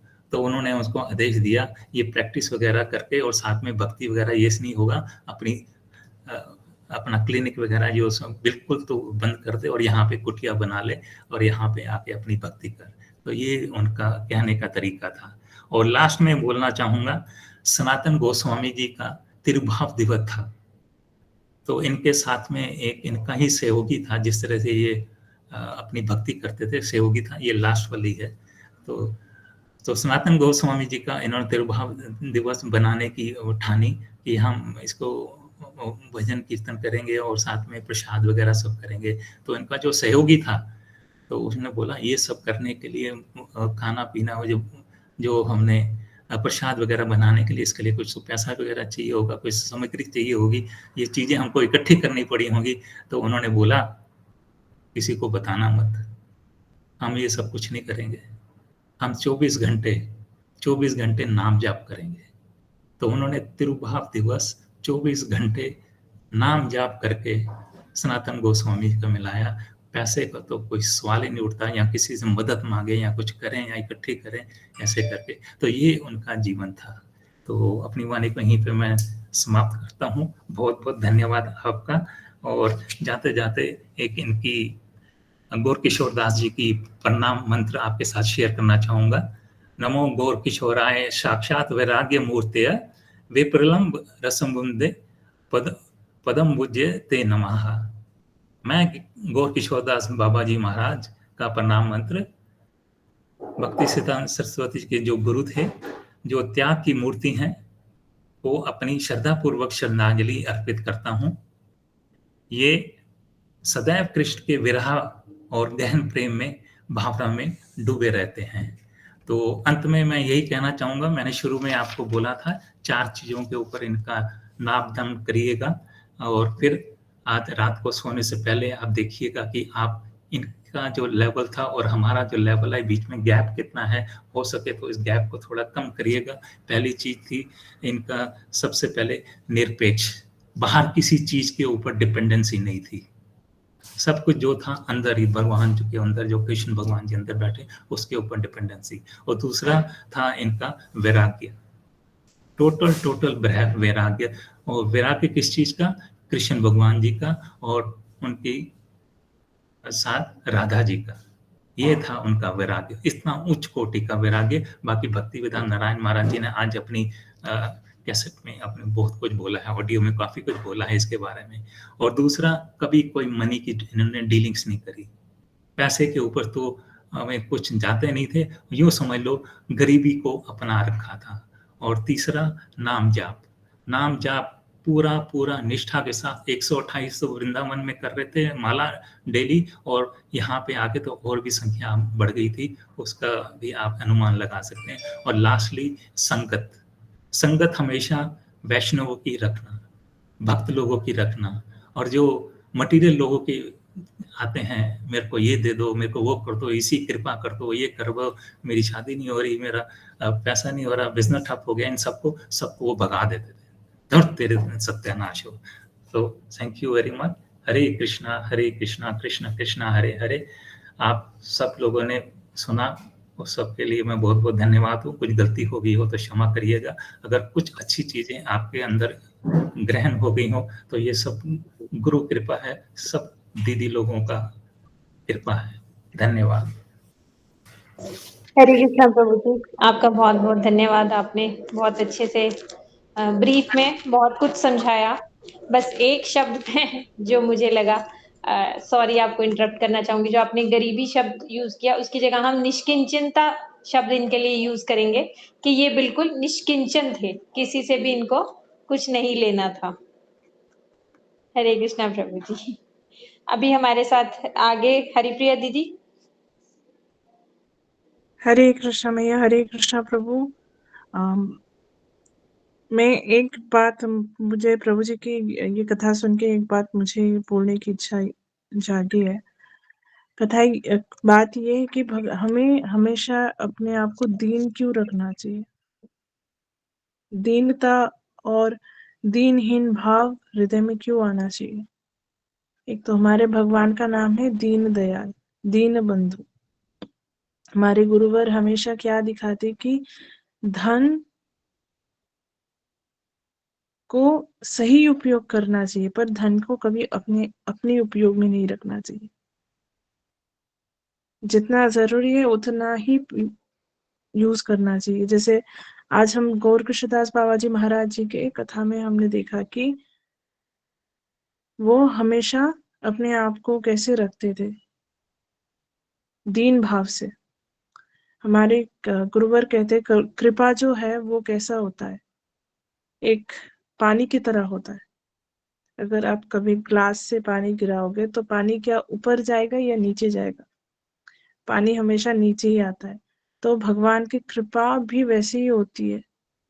जो अपने आप को श्रेष्ठ मानता है कभी उस पे भगवान कृपा नहीं करते। जो अपने आप को दीन मानता है, निष्किंचन मानता है, भगवान हमेशा उसी पे कृपा करते हैं और उसी को अपनाते हैं।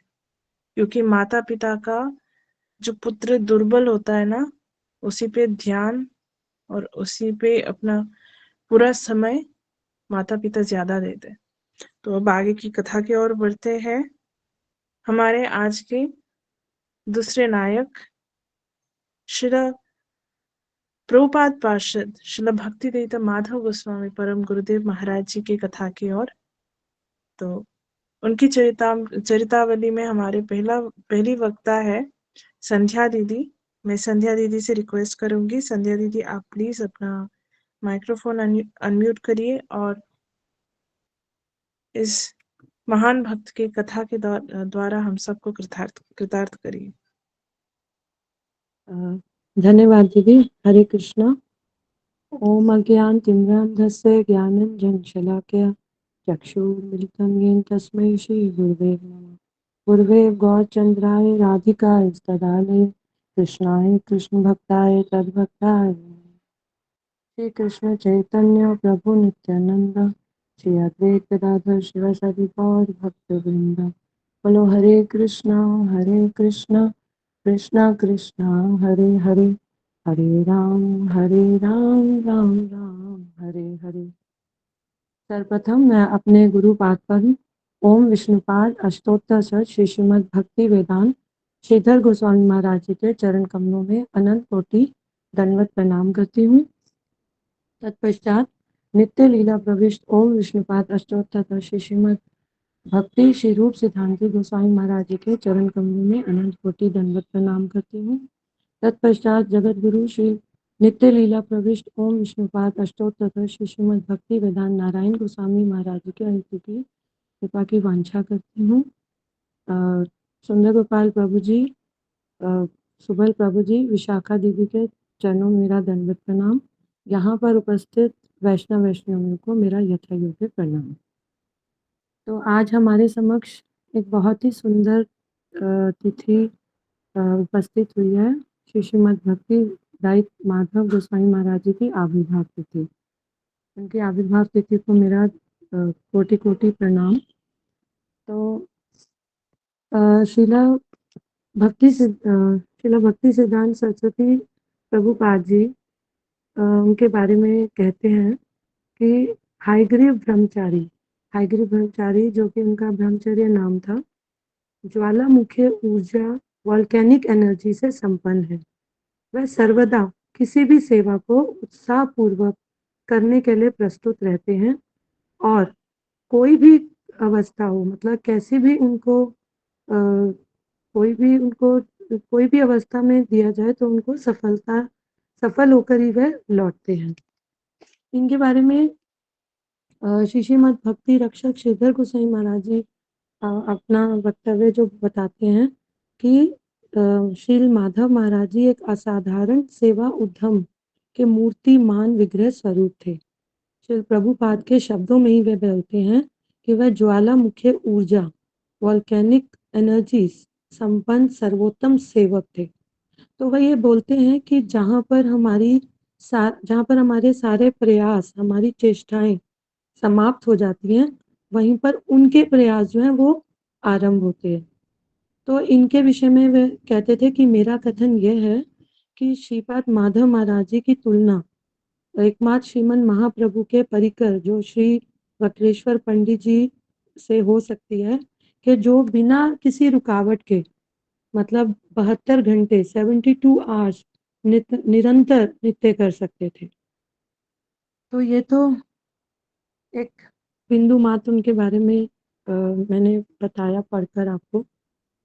तो अब शुरू करते हैं कि एक समय जब शिला माधव महाराज जी अपनी ही आविर्भाव तिथि के दिन, जो कि आज उनकी आविर्भाव तिथि है, वह वृंदावन में थे। तो वहाँ पर वह शिला भक्ति विनोद ठाकुर द्वारा एक कीर्तन उन्होंने गाया, अमर जीवन सदा पापे रत नाहिक पुण्य रलेश परेर उद्वेग दियाछि जे कत दियाछि जीवर कलेश। तो वह कि जैसा कि इस कीर्तन में वह बोलते हैं कि जो हमारा जीवन है वह पाप कर्मों से रत है और कोई भी लेश मात्र पुण्य नहीं किया और हम और जीवों को भी कष्ट दे रहे हैं। जब उन्होंने ये गाना कीर्तन समाप्त किया, तब वहाँ पर जितने भी उपस्थित लोग थे वह क्रंदन मतलब रोने लगे। तो यहाँ पर फिर सब उनके सामने शिला माधव महाराज जी ने कहा कि आज उत्थान एकादशी है, जैसे कि आज भी उत्थान एकादशी हम जानते हैं सब। तो वह बताते हैं कि आज ही के दिन भगवान 4 महीने के बाद विश्राम करने के बाद वह जागते हैं और वह कहते हैं कि आज मेरे परम गुरुदेव श्री गौर किशोरदास बाबा जी महाराज की तिरुभाव तिथि भी है। तो उनकी महिमा में उनको उनका ये जो अवसर मिला है, तो वह अपने परम गुरुदेव से प्रार्थना करते हैं कि मैं उनकी करुणा और उनके प्रियतम एवं एकमात्र शिष्य मेरे परम आराध्यतम गुरु महाराज श्री भक्ति सिद्धांत सरस्वती गोस्वामी ठाकुर प्रभुपाद की कृपा का पात्र बन जाऊं। ये तो वह अपने आविर्भाव पर अपने गुरुदेव से ये प्रार्थना कर रहे हैं और अपने परम गुरुदेव से भी ये प्रार्थना कर रहे हैं। तो वह क्या बोलते हैं कि अपने जन्मदिन पर हर प्रत्येक व्यक्ति का यह कर्तव्य है कि वह अपने गुरुजनों से कृपा की याचना करे, उनके चरण स्पर्श करे और उनसे प्रार्थना करे और उनकी अनुभूतियों को श्रवण करे। तो अब उनके जीवन से तो जुड़ी बहुत ही ज्यादा घटनाएं हैं, बहुत ही अनेकानेक समुद्र से भी अपार कथाएं हैं, परंतु मैं जो बहुत तुच्छ हूँ, बद्ध जीव हूँ, शायद मैं उनकी महिमा इतना कह नहीं सकती, परंतु जो मुझे लगता है कि शायद आज उनकी कृपा हुई है, जो ये थोड़ा बहुत जो मैं बोल रही हूँ तो ये संभव हो पा रहा है।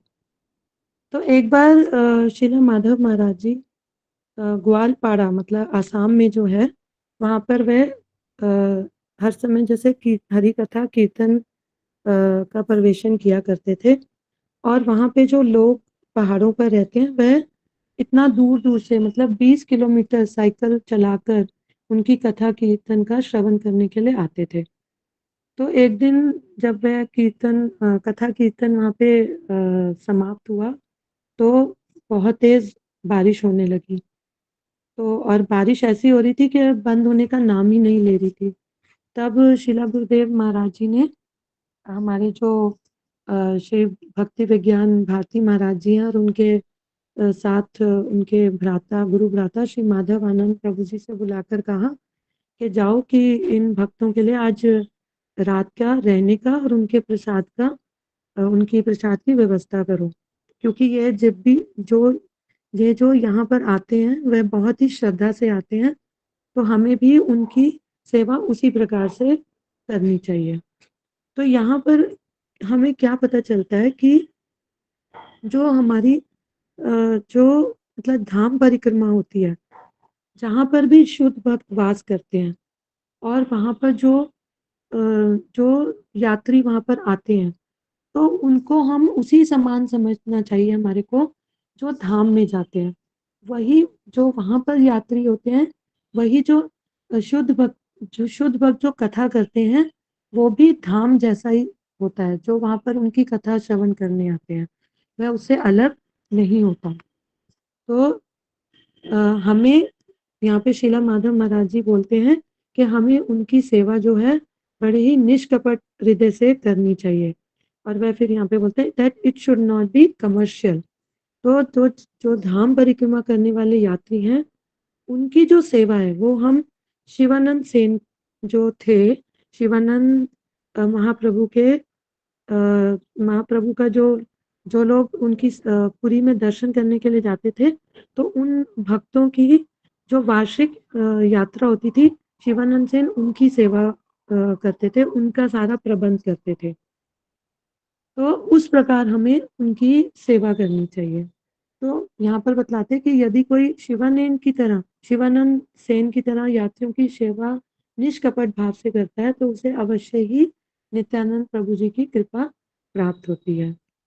तो आगे हम श्रीला भक्तिदत्त माधव गोस्वामी महाराज जी के जो उनका चरित्र है, इतना सर्वोत्तम आदर्श है, उसके बारे में एक घटना सुनते हैं। तो एक बार सारे शिला माधव महाराज जी और उनके जो शिष्य थे, वह उत्तर भारत का दर्शन करने के लिए जाते हैं। तो वहाँ पर शिला भक्ति संबंध अकिंचन गोस्वामी महाराज जी उन्हें सलाह देते हैं कि डाकोर एक जगह का नाम है और उज्जैन, तो यदि हम वहाँ ना जाएं तो हम 1000 किलोमीटर ना जाने से हम बहुत सारा पैसा बचा सकते हैं और वही हम मठ की सेवाओं में लगा सकते हैं।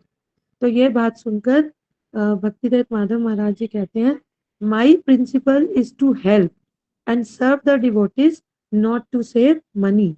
कि मेरे साथ जो ये यात्री आए हैं, तो मेरे साथ जो है उनकी सेवा करने के उद्देश्य से मैं लाया हूँ अपने साथ। और दूसरा कि जो ये भक्त लोग हैं, उनको मेरे ऊपर पूरा विश्वास है, मेरे ऊपर निर्भर है। तो उनका उनको मैं ऐसे और वह अपने जीवन में 1-2 बार ही यहाँ पर आते हैं, तो उनको ठगना यहाँ पर ठीक नहीं है। तो देखिए कितना आदर्श चरित्र दिखा है उनका। अब आगे है कि उनकी जो प्रसाद परिवेशन की, जो उनकी विधि थी प्रसाद परिवेशन की। तो एक समय शिला माधव गोसाई महाराज जी अपने श्री चैतन्य गौड़िया मठ जो गोकुल में है, वहाँ पर उन्होंने बहुत ही बड़ा उत्सव का आयोजन किया। तो वहाँ पर जितने भी वहाँ के जो पांडे हैं, वो उन सबको निमंत्रण गया, उन सबको बुलाया गया वहाँ पर। पर वहाँ के जो पांडे हम सब जानते हैं, वह शूद्र ब्राह्मण होते हैं, जो कि उनके अपने ही कुल के होते हैं, मतलब अपने ही उनके गोत्र के होते हैं, उन्हीं से प्रसाद पाते हैं। तो उस समय शिला महाराज जी ने उन्हीं के गोत्र का उच्चारण करके उनके वह पुकारते हैं, मतलब उन्हीं के जो गोत्र हैं उनसे पुकारते हैं और प्रसाद का परिवेशन कराते हैं, ताकि उनको ये ना लगे कि वह उन जो उच्च कोटि के ब्राह्मण हैं उनके हाथों से नहीं कर रहे। तो यहाँ पर भक्ति विज्ञान भारती महाराज जी, जिनका ब्रह्मचर्य नाम था नरोत्तम चक्रवर्ती, तो उनको बुलाते हैं कि ओ नरोत्तम चक्रवर्ती इधर आओ, और उनको बोलते कि तुम सभी को बेसन के लड्डुओं का परिवेशन कराओ। तो फिर यहाँ पर श्रीला भक्ति विज्ञान भारती महाराज जी कहते हैं कि जब वह मतलब वो लड्डू उठाते हैं, तो शिला माधव महाराज जी उनको कहते हैं कि तुम्हारे दोनों हाथों में जितने लड्डू आ जाए ना, तुम उन्हीं का परिवेशन कराओ। तो वह वहां पर एक पांडे थे उस समय, उन्हीं को इशारा करते हुए शिला माधव महाराज जी कहते हैं कि उनको तुम्हारे हाथों में जितने लड्डू आते हैं उनको उसका परिवेशन कराओ। तो भक्ति विज्ञान भारती महाराज जी बताते हैं कि माधव महाराज जी ने तो बोल दिया, पर मैंने सोचा कि मैं फिर भी ना गिन लूं कि मेरे दोनों हाथों में कितने लड्डू आ रहे हैं। तो वह गिनते हैं, तो कितने आते हैं कि 20 लड्डू आ जाते हैं। तो वह उनको उनकी थाली में डाल देते हैं। वह समय वो पा लेते हैं, लड्डू खा लेते हैं। तो देखते ही देखते वो 20 लड्डू खा लेते हैं। अब यहाँ पर शिला माधव महाराज जी फिर इशारा करते हैं, बिना कुछ पूछे उनको, कि फिर इनको लड्डू दे दो। तो वह फिर उनको गिनते हैं और 20 लड्डू दे देते हैं। वह फिर एक-एक करके पा लेते हैं। अब बीच-बीच में ये जो सोहन लाल जी पांडे होते हैं, ये बीच में कचौड़ी, पूड़ी, बूंदी, मट्ठा सबका सेवन करते हैं। और फिर इस ऐसे करते-करते वह कम से कम 80 लड्डू खा जाते हैं। तो यह देखकर ना फिर शिला माधव महाराज जी थोड़ा उनको रोक देते हैं। तो अब ये अब यहाँ पर शिला भक्ति विज्ञान भारती महाराज जी की जो सेवा होती है वह और 2 जगह होती है। तो वह वहाँ पर छोड़कर और वह चले जाते हैं। तो इधर ये जो सोहनलाल पांडे जी होते हैं, ये अपना पत्तल उठाकर और कूड़ेदान में फेंकने जाते हैं। तो ये जब जा रहे होते हैं फेंकने, तो शिला माधव महाराज जी उनको देखते हैं। तभी वह एकदम ना रुष्ट हो जाते हैं और कहते हैं, क्या मठ में कोई भी नहीं है जो सोहनलाल हमारी सब सुकृति लेकर चला गया। तो यहाँ पर वो बताते हैं कि जब साधारण लोग भी अतिथि देवो भव, मतलब अर्थात अतिथि जो है वो देवता के समान है। तो हम किसी व्यक्ति को निमंत्रण देते हैं, तो वह हमारे सामने वह देवता के समान है। तो ऐसे क्या वो पत्तल उठाएगा? तो यहाँ पर यह देखकर तो भक्ति विज्ञान भारती महाराज जी थोड़े से डर जाते हैं। तो और डर जाते हैं, तो अब ये तो माधव महाराज जी जानते हैं कि उनकी 2-3 जगह पे परिवेशन की सेवा थी। तो पर फिर वो उनको समझाते हैं कि शिला माधव महाराज जी, कि जब मतलब कोई व्यक्ति जब संतुष्ट, मतलब हम जब किसी को सेवा कर रहे हैं, परिवेशन सेवा कर रहे हैं, प्रसाद सेवा कर रहे हैं, तो उसको बार-बार माँगने का संकोच ना करना पड़े। हमें हमेशा उसके ऊपर देखते रहना चाहिए कि उसको क्या और चाहिए। किसी चीज़ में मतलब उसको कमी नहीं होनी चाहिए। तो तभी जो हमारी वो सेवा है, वह यहाँ तक कि हमें उसके पत्तल को भी उठाकर ले जाना चाहिए, तभी हमारी जो सेवा है वह पूर्ण होती है। तो यहाँ पर हम देखते हैं कि शीला माधव महाराज जी सारे लोगों की सब प्रकार से कैसे उनको संतुष्ट करने में ही उनको उनकी ये इच्छा होती थी। अब आगे हम चलते हैं कि वह कहते थे कि किसी को दान देने में कोई हानि नहीं होती है। तो ऐसे ही एक बार मतलब बताते हैं कि ब्रजमंडल परिक्रमा के समय वह जिस भी स्थान पर कैंप लगता था, तो शीला माधव महाराज जी वहाँ-वहाँ जितने भी पांडे लोग रुकते थे, तो वह उनके घर में सीधा मतलब ये कच्चे चावल, दाल, आटा सभी सभी कुछ भेजते थे। परंतु बहुत बार ऐसा होता था कि शिला भक्ति विज्ञान भारती महाराज जी के जो गुरु भ्राता थे, उनके शिष्य ही थे श्री भक्ति प्रसाद पुरी महाराज जी। तो वह पांडवों को ना सीधा देने में वो बड़े आनी-कानी करते थे, परंतु उनको पता होता था कि जो शीला माधव महाराज जी हैं, वह उनको बिल्कुल भी मतलब मानेंगे नहीं इस बात पर कि ऐसे उनको सीधा दे देना चाहिए। तो इस पर शीला माधव महाराज जी श्री पुरी महाराज जी को कहते थे कि देखो, बीज जितना अच्छा बोओगे फसल उतनी ही अच्छी उगेगी। इसलिए अच्छा किसान अच्छे बीज को ठीक समय पर बोता है। तो बीज को भूमि में बोने से कभी कोई हानि नहीं होती है, बल्कि बीज जो है जब हम ऐसा बोते हैं तो जो और बीज होते हैं वे औरों को भी उसको उसके उपहार स्वरूप भी प्रदान करता है।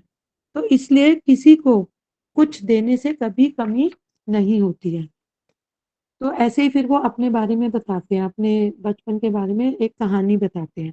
तो वो बोलते हैं कि तुम इस कहानी को ध्यान से सुनो कि एक बार एक ज्योतिषी जो है एक व्यक्ति से कहता है कि तुम्हारे भाग्य में हमेशा ₹1.25 ही लिखा है, ना तुम्हारे पास कभी उससे उससे कम कम होगा और ना ही उससे ज्यादा होगा। तो जिस व्यक्ति को ज्योतिषी ये बात बोलता है और वह उसका स्वभाव होता है वह हमेशा दान पुण्य ही करता रहता है। उसके पास जो कोई भी आता है ना वह उसे दान देता है, लेकिन जब भी वह दान देता है उसके पास ₹1.25 ही बचता है। तो फिर जब वह जोशी एक बारी मिलता है तो वो उसे बोलता है कि देखो, मैं तो कितना मतलब ऐसे दान करता हूँ, तो आपने मुझे ऐसे बोला। तब यहाँ पर वह जोशी जो है उसकी बात सुनकर बोलता है कि भाई तुमने जो लोगों को दिया वह उसके अपने भाग्य का नहीं बल्कि उन्हीं वह अब तुम्हारे भाग्य का नहीं, वह उन्हीं के भाग्य का दिया तुमने। तो तुम इच्छा करने पर भी अपने भाग्य का किसी को नहीं दे पाओगे। इसलिए जिसे जो देना है, अपने संभव उसके हिसाब से देते चले जाओ। तुम्हारे भाग्य में उसके कारण कुछ भी कमी नहीं होगी। वह केवल तुम्हारे माध्यम से ही अपने भाग्य में लिखी वस्तु को ही लेगा। तो यहाँ पर शीला माधव महाराज जी का जो वो ये बताते हैं, ये कहानी उन्होंने सुनाई, तो इसका जो पुरी महाराज जी पर बहुत ही प्रभाव हुआ और वह फिर अपने पूरे जीवन में हमेशा यथासंभव ही पांडे लोगों की सेवा करते रहे। अब आगे हम देखते हैं कि कभी भी कोई उत्सव होता है तो उसमें कि हमें मतलब सफलता किस प्रकार मिलती है। तो इसमें वो शीला माधव महाराज जी बोलते हैं कि जब भी किसी स्थान पर कोई भी उत्सव होता तो शीला माधव महाराज जी ना केवल सन्यासी नहीं, ब्रह्मचारी भी नहीं, बल्कि मठ के एक एक प्राणी को उत्सव के रूप में आयोजित करते थे। उसमें वह ये बोलते थे कि ठाकुर जी के लिए जो भी रोज फूल मालाएं आती हैं उत्सव के दिन भी उससे भी ज्यादा विशेष फूल मालाएं आनी चाहिए और वस्त्र जो हम रोज उनको धारण कराते हैं उत्सव वाले दिन विशेष उत्सव आभूषण उनको उन्हें यहाँ तक कि जो उनकी मुरली है, उनकी जो बंशी है, वह कहते थे वो भी विशेष होनी चाहिए। और जैसे गायों को हम प्रतिदिन जो खाने के लिए देते हैं, उत्सव वाले दिन उससे भी ज़्यादा अच्छा उत्तम उनको देना चाहिए। और मठ में जो भी यहाँ तक कि जो मजदूर, मिस्त्री और जो कर्मचारी मतलब जो भी वहाँ पर व्यक्ति होते थे, उनको भी वह विशेष वस्तुएँ कहते थे कि हमें देनी होंगी। तो तभी हमारा जो उत्सव है, वह पूरा होगा। तो यह उनका मतलब ये उनका एक दृष्टिकोण होता था। अब जो गायों के प्रति जो उनका स्नेह है उसके बारे में हम जानेंगे अब। तो एक बार एक जज ने शीला माधव महाराज जी को एक गाय दान में दी। तो शीला माधव महाराज जी ने उस गाय को अ, सीधा ही मायापुर के चैतन्य गौड़िया मठ में भेज दिया।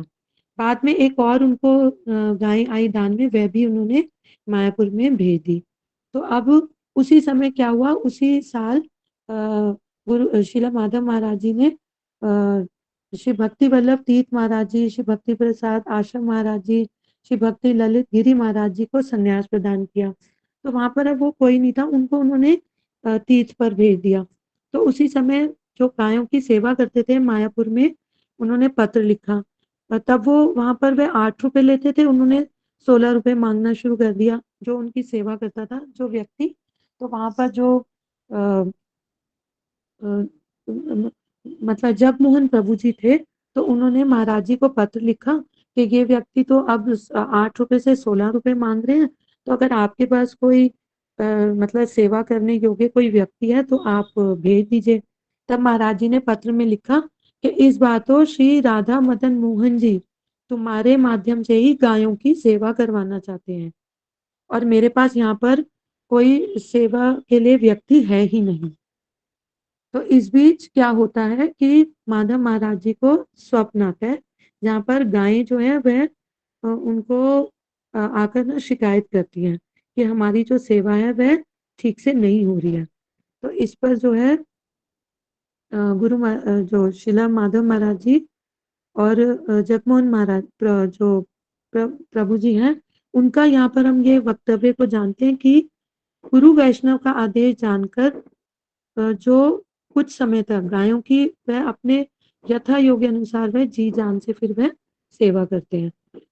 तो इसके बाद क्या होता है कि माधव महाराज जी मायापुर आते हैं और वह आकर गायों को अपने हाथों से उनको मतलब उनको गायों गायों को उनको माला पहनाते हैं, उनको खाना देते हैं।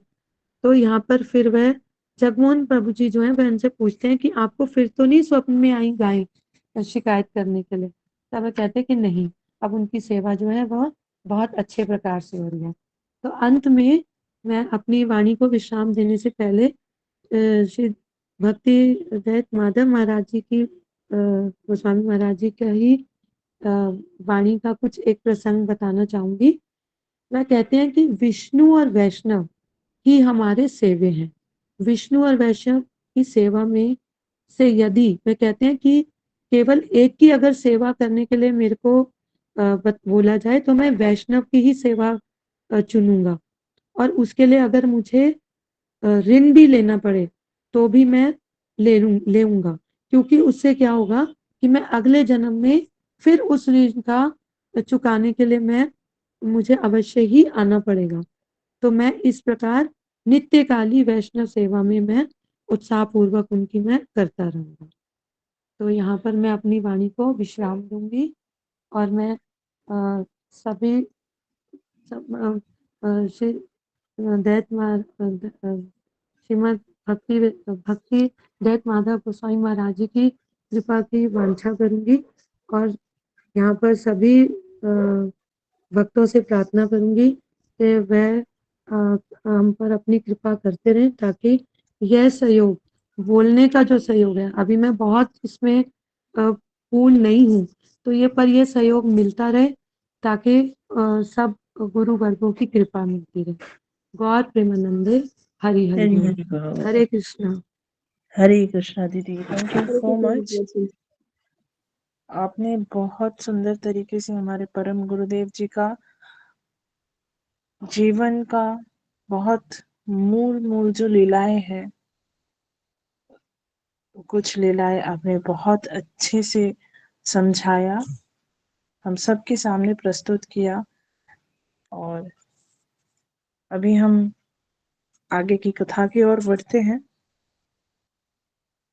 तो आज जिनका आविर्भाव तिथि है श्रील भक्तिदत्त माधव गोस्वामी महाराज जी, उन्हीं के जीवनी के बारे में, उन्हीं के जीवन लीलाओं के बारे में, कुछ लीलाओं के बारे में मैं हरिप्रिया दासी कुछ बोलने का प्रयास करूंगी। ये कथा आप सबको श्रवण कराने के लिए नहीं है, ये कथा सिर्फ और सिर्फ मेरी अपनी शुद्धिकरण के लिए है, क्योंकि मैं अपने आप को इतना पर्याप्त नहीं समझती हूँ कि मेरे कथा के दौरान द्वारा किसी का कल्याण होगा। इतनी क्षमता मुझ में नहीं है, तो कथा मेरी अपनी शुद्धिकरण के लिए है। तो आप सब कृपा करिएगा इस दासी पे कि आज के जो दो मूल नायक है उनकी जीवनी से, उनके जीवन लीलाओं से कुछ ज्ञान, कुछ उनका गुण, एक किंचित मात्र भी अगर संभव हो सके तो मैं अपने जीवन में धारण कर पाऊं। आइए कथा की ओर बढ़ते हैं। नमः ओम विष्णुपादाय श्री माधव प्रियाय च भक्ति प्रसाद विष्णवे श्रीमते यतये नमः।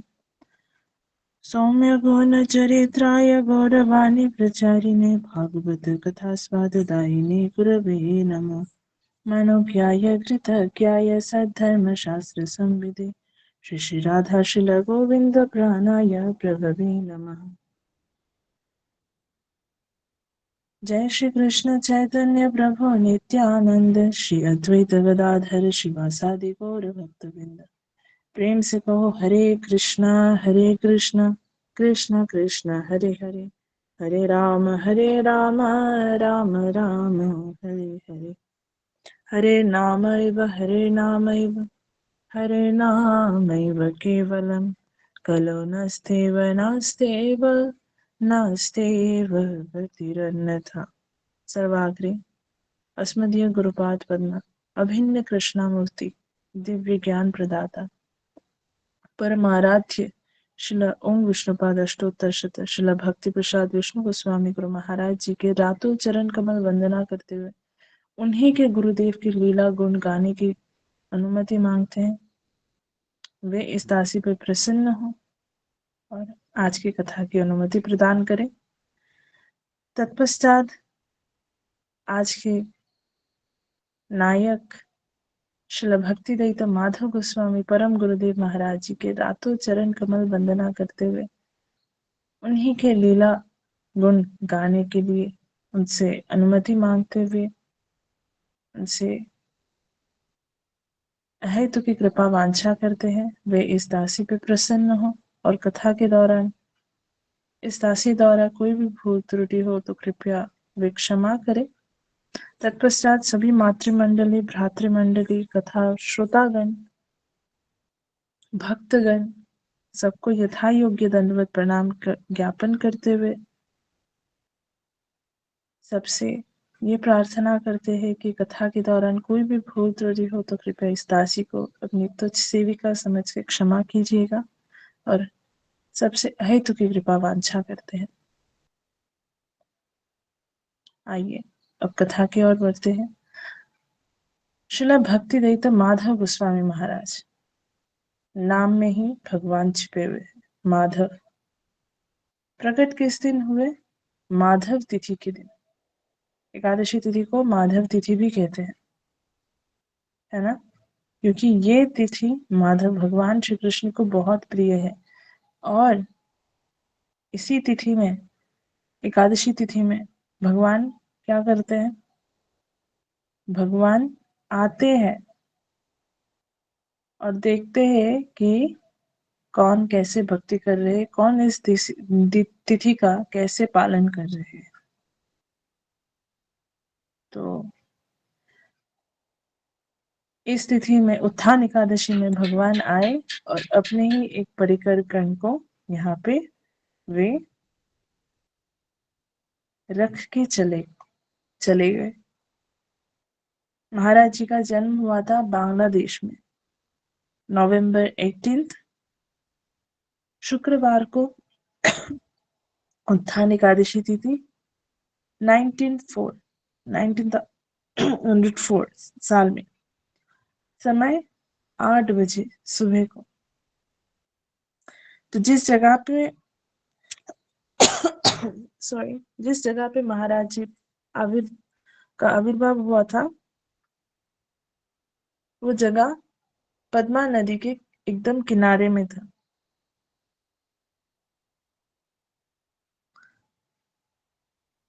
जिस जगह पे शिला हरिदास ठाकुर भगवान के अनन्य प्रेम जहाँ पे उन्होंने लाभ किया था, उसी जगह के पास में ही उनका जन्म हुआ। सॉरी, हरिदास ठाकुर नहीं, नरोत्तम दास ठाकुर के लिए। नरोत्तम दास ठाकुर को सपने में आया था, नित्यानंद प्रभु ने कहा कि जाओ पद्मा नदी में जाके स्नान करके आओ, कृष्ण प्रेम लाभ होगा। गौरांग महाप्रभु ने पद्मा नदी को कृष्ण प्रेम दिया था और कहा था नरोत्तम को ये कृष्ण प्रेम प्रदान करने के लिए। तो वही कृष्ण प्रेम नरोत्तम दास ठाकुर को मिला पद्मा नदी के स्नान करते हुए। और उसी नदी के पास में शिला भक्ति तो माधव गोस्वामी महाराज जी का शुभ आविर्भाव हुआ। कितना आश्चर्य की बात है ना। हमारे जो परम गुरुदेव है, जन्म से ही उनको कृष्ण प्रेम परिवेश में मिला, कृष्ण प्रेम वातावरण में उनका रहन सहन हुआ। और कहते हैं ना कि हमारी पहली शिक्षा कहाँ से शुरू होती है? हमारे माता पिता से। तो 11 साल की उम्र में हमारे परम गुरुदेव ने पूरा श्रीमद् भागवत गीता कंठस्थ कर लिया था। और भागवत कंठस्थ करने के बाद उनके अंदर धीरे धीरे ज्ञान का दीपक जला। वो भगवान की खोज में निकले, हिमालय पर्वत में चले गए थे। बहुत ही कम उम्र में वो हिमालय पर्वत में चले गए थे तपस्या करने। सालों तपस्या करने के बाद उनको कोई फल नहीं मिला। परम गुरुदेव बहुत निराश हो गए थे। और तभी आकाशवाणी होता है कि तुम अभी जाओ, मायापुर जाओ, यहाँ से तुम मायापुर जाओ, तुम्हें कृष्ण भक्ति वही मिलेगा। आकाशवाणी का ये संवाद सुन के परम गुरुदेव अब वापस आते हैं अपने ही एक मित्र के साथ। श्री चैतन्य मठ में प्रभुपाद जी के साथ परम गुरुदेव का पहला भेंट होता है। और उसी पहली भेंट में वे इतने आकर्षित हो जाते हैं अपने गुरुदेव के प्रति। 1925 में उनका पहला भेंट हुआ था और देखते ही इतना आकर्षित हो गए थे कि इतना तेज, इतना वैराग्य कैसे। प्रभुपाद जी अपने गुरुदेव की समाधि में जाके रोते थे, हाँ गुरुदेव करके रोते थे। तो ये वैराग्य देख के, उनका ये वैराग्य, ये विचित्र कृष्ण प्रेम, ये देख के उनको प्रभुपाद जी के चरणों में उनका मन लग गया। 2 साल तक मायापुर आते जाते रहे और फिर निश्चय कर लिया था उन्होंने कि अगर दीक्षा लेना है तो इन्हीं से लेना है। गुरु किसी को बनाना है, किसी गुरु के चरणों में जाना है तो इन्हीं के चरणों में जाना है। फिर 1927 में उल्टाडांगा जंक्शन में जो श्री गौड़ीय मठ है, वहां पे प्रभुपाद श्रील भक्ति माधव गोस्वामी महाराज जी का वहां पे हरिनाम दीक्षा हुआ। वहां पे उनका दीक्षा होने के बाद फिर और भी ज्यादा उनके गुरुदेव के प्रति उनका प्रेम भाव बढ़ गया। फिर धीरे धीरे वो मठ में ही रहने लगे। मठ में रहने के बाद उन्होंने ब्रह्मचारी लिया, उनका नाम था हयग्रीव ब्रह्मचारी। तो एक दिन क्या होता है, एक बहुत बड़े विद्वान, एक स्कॉलर टीचर आते हैं प्रभुपाद जी के पास कि प्रभुपाद जी आप तो बहुत ज्ञानी हो, तो हमारे जो ये सृष्टि जो है, इसका जियोग्राफिकल आप क्वेश्चन आंसर आप बताइए। तो प्रभुपाद जी कहते हैं कि मैं नहीं बताऊंगा, आप एक काम करो, वो जो दूर में जो माली आपको दिख रहा है ना, आप उससे जाके पूछो, मेरे से अच्छा वो जवाब दे देगा। अब जो स्कॉलर टीचर थे वो सोचने लगे कि अच्छा, अगर शिष्य को पता है तो गुरु तो श्रेष्ठ वैसे ही भी हो जाएगा, क्योंकि शिक्षा तो गुरु से ही मिलता है। तो जैसे ही वो जाके प्रश्न पूछने लगते, उनका प्रश्न कम पड़ जाता है, प्रश्न छोटा पड़ जाता है हमारे परम गुरुदेव के जवाब के सामने। वहीं से वे अपने सर झुका के चले जाते हैं। तो प्रभुपाद जी हमारे परम गुरुदेव को बहुत प्रेम से वॉल्केनिक एनर्जी कहते थे, दावाग्नि। उनकी बातों में इतना तेज था कि सामने वाला विवश हो जाता था उनकी बातों को सुन के मानने के लिए। तो समय तो बहुत कम है, बोलने को बहुत कुछ है, तो थोड़ी सी जल्दबाजी में हम सीधा पहुंच जाते हैं श्रीला प्रभुपाद जी के अंतर ध्यान के बाद।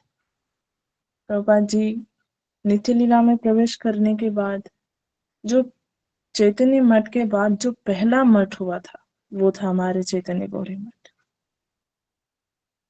फिर हमारे आज हमारे जो गुरुवरगण, जो वैष्णवगण आज परम गुरुदेव की शुभ तिथि में उपस्थित हुए थे, आविर्भाव तिथि में चैतन्य गौरी मठ में, तो सब कह रहे थे, उनमें से एक महाराज जी कह रहे थे कि आज अगर पूरे विश्व भर में गौरी मठ, इस्कॉन आदि सब इतना प्रचार है, तो सिर्फ और सिर्फ भक्ति दत्त माधव गोस्वामी महाराज जी के कारण, क्योंकि हर मठों में उनका कोई ना कोई योगदान है ही,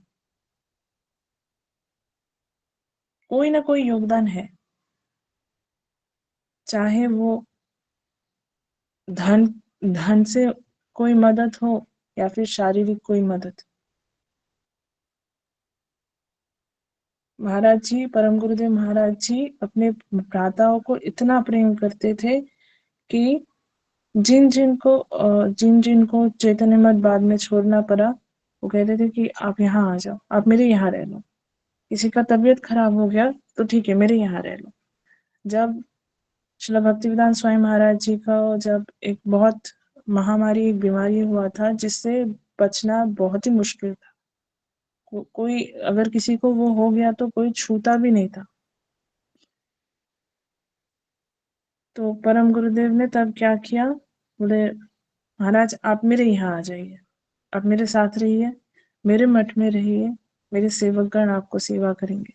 तो महाराज जी, परम गुरुदेव महाराज जी को खुद सेवा करते थे और सेवा करके उनको स्वस्थ किया, जब डॉक्टर ने ये कह दिया था कि इनका बचना मुश्किल है। तो परम गुरुदेव महाराज जी की सेवा के कारण ऐसे भक्तिवेदांत स्वामी महाराज जी स्वस्थ हुए।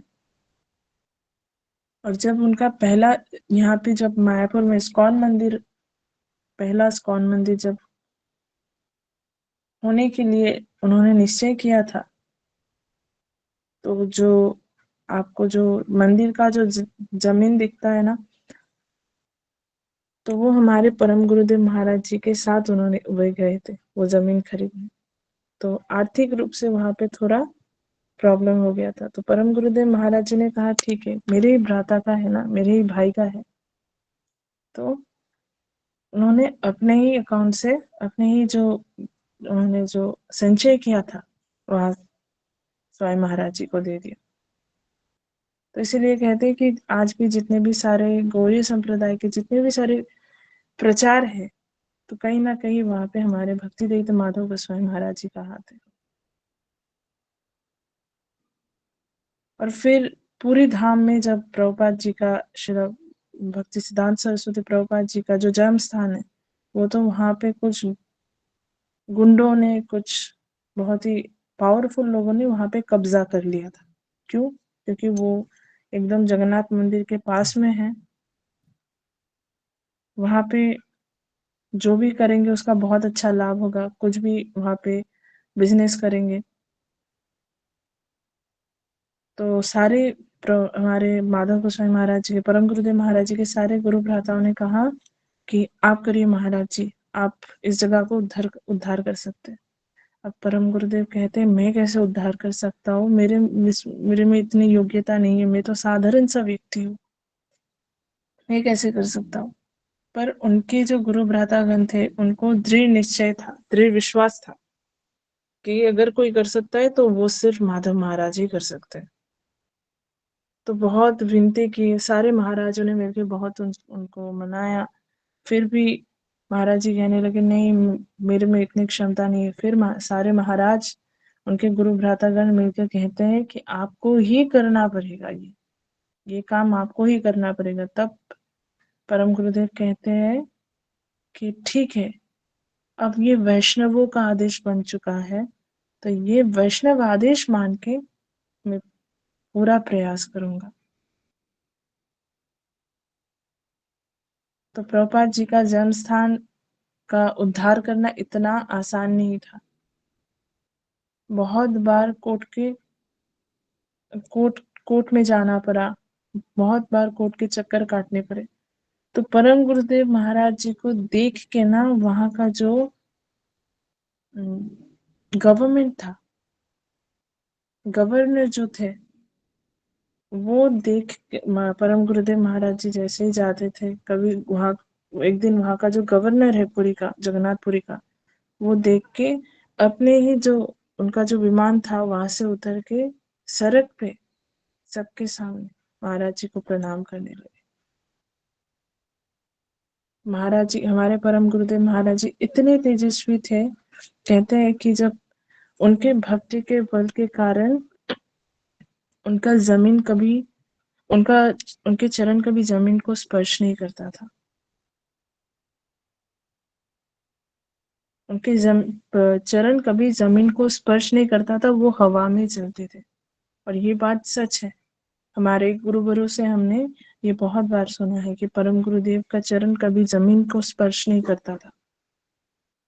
उनका भक्ति बल इतना ज्यादा था।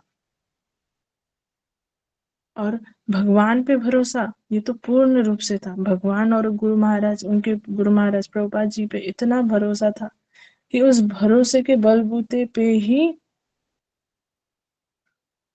अपने गुरुदेव का जो जन्म स्थान है उसका पुनर्स्थापना कर पाए। और आज भी जगन्नाथपुरी में जाएंगे तो वो वहां पे हमारे परम गुरुदेव का मंदिर आपको दिखेगा, चैतन्य गौरी मठ। आप सब वहां पे दर्शन कर पाएंगे। और ये जगह दर्शनीय इसलिए बन गया कि क्योंकि हमारे परम गुरुदेव ने पूर्ण रूप से चेष्टा किया था।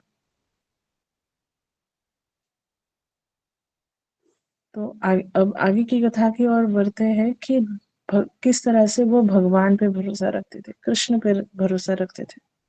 परम गुरुदेव महाराज ये बात हमेशा कहते थे कि अवश्य रखिबे कृष्ण विश्वास पालो, भगवान पे भरोसा रखो, भगवान अवश्य रक्षा करेंगे। तो इसमें एक छोटी सी कथा आती है।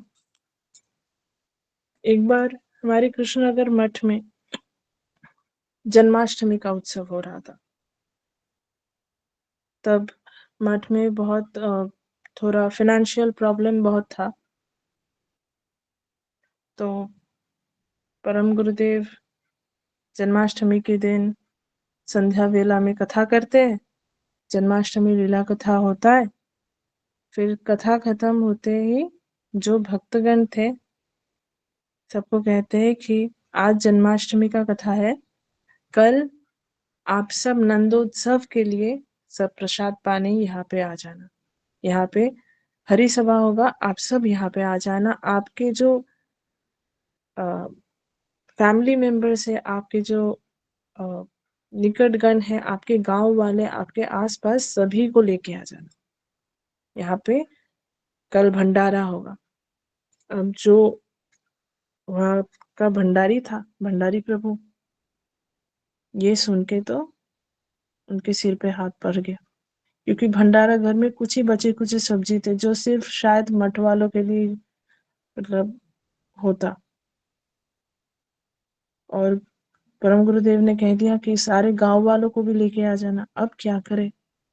अब जैसे ही परम गुरुदेव अभिषेक के बाद प्रसाद लेके जैसे ही अपने कक्ष में प्रवेश करते हैं तो पीछे पीछे वो भंडारी प्रभु भी जाते हैं। फिर परम गुरुदेव कहते हैं, प्रभु कुछ कहना है? तो हमारे जो परम गुरुदेव है ना, मठ में सारे ब्रह्मचारियों को वो प्रभु ही कहते थे। उनके नाम से पुकार के वो फिर अंत में प्रभु लगा के फिर वो बुलाते थे। तो इससे भी ये भी एक सिद्ध होता है कि उनका वैष्णवों के प्रति, चाहे वो उनका शिष्य ही क्यों ना हो, कितना ज्यादा सम्मान करते थे। तो बोलते कि प्रभु कुछ बोलना है। अब भंडारी प्रभु बोलते, गुरुदेव आप तो बहुत कुछ बोलना है। आप भंडार घर में कुछ ही बचे कुछ सब्जी है और आपने पूरे गांव को बुला लिया।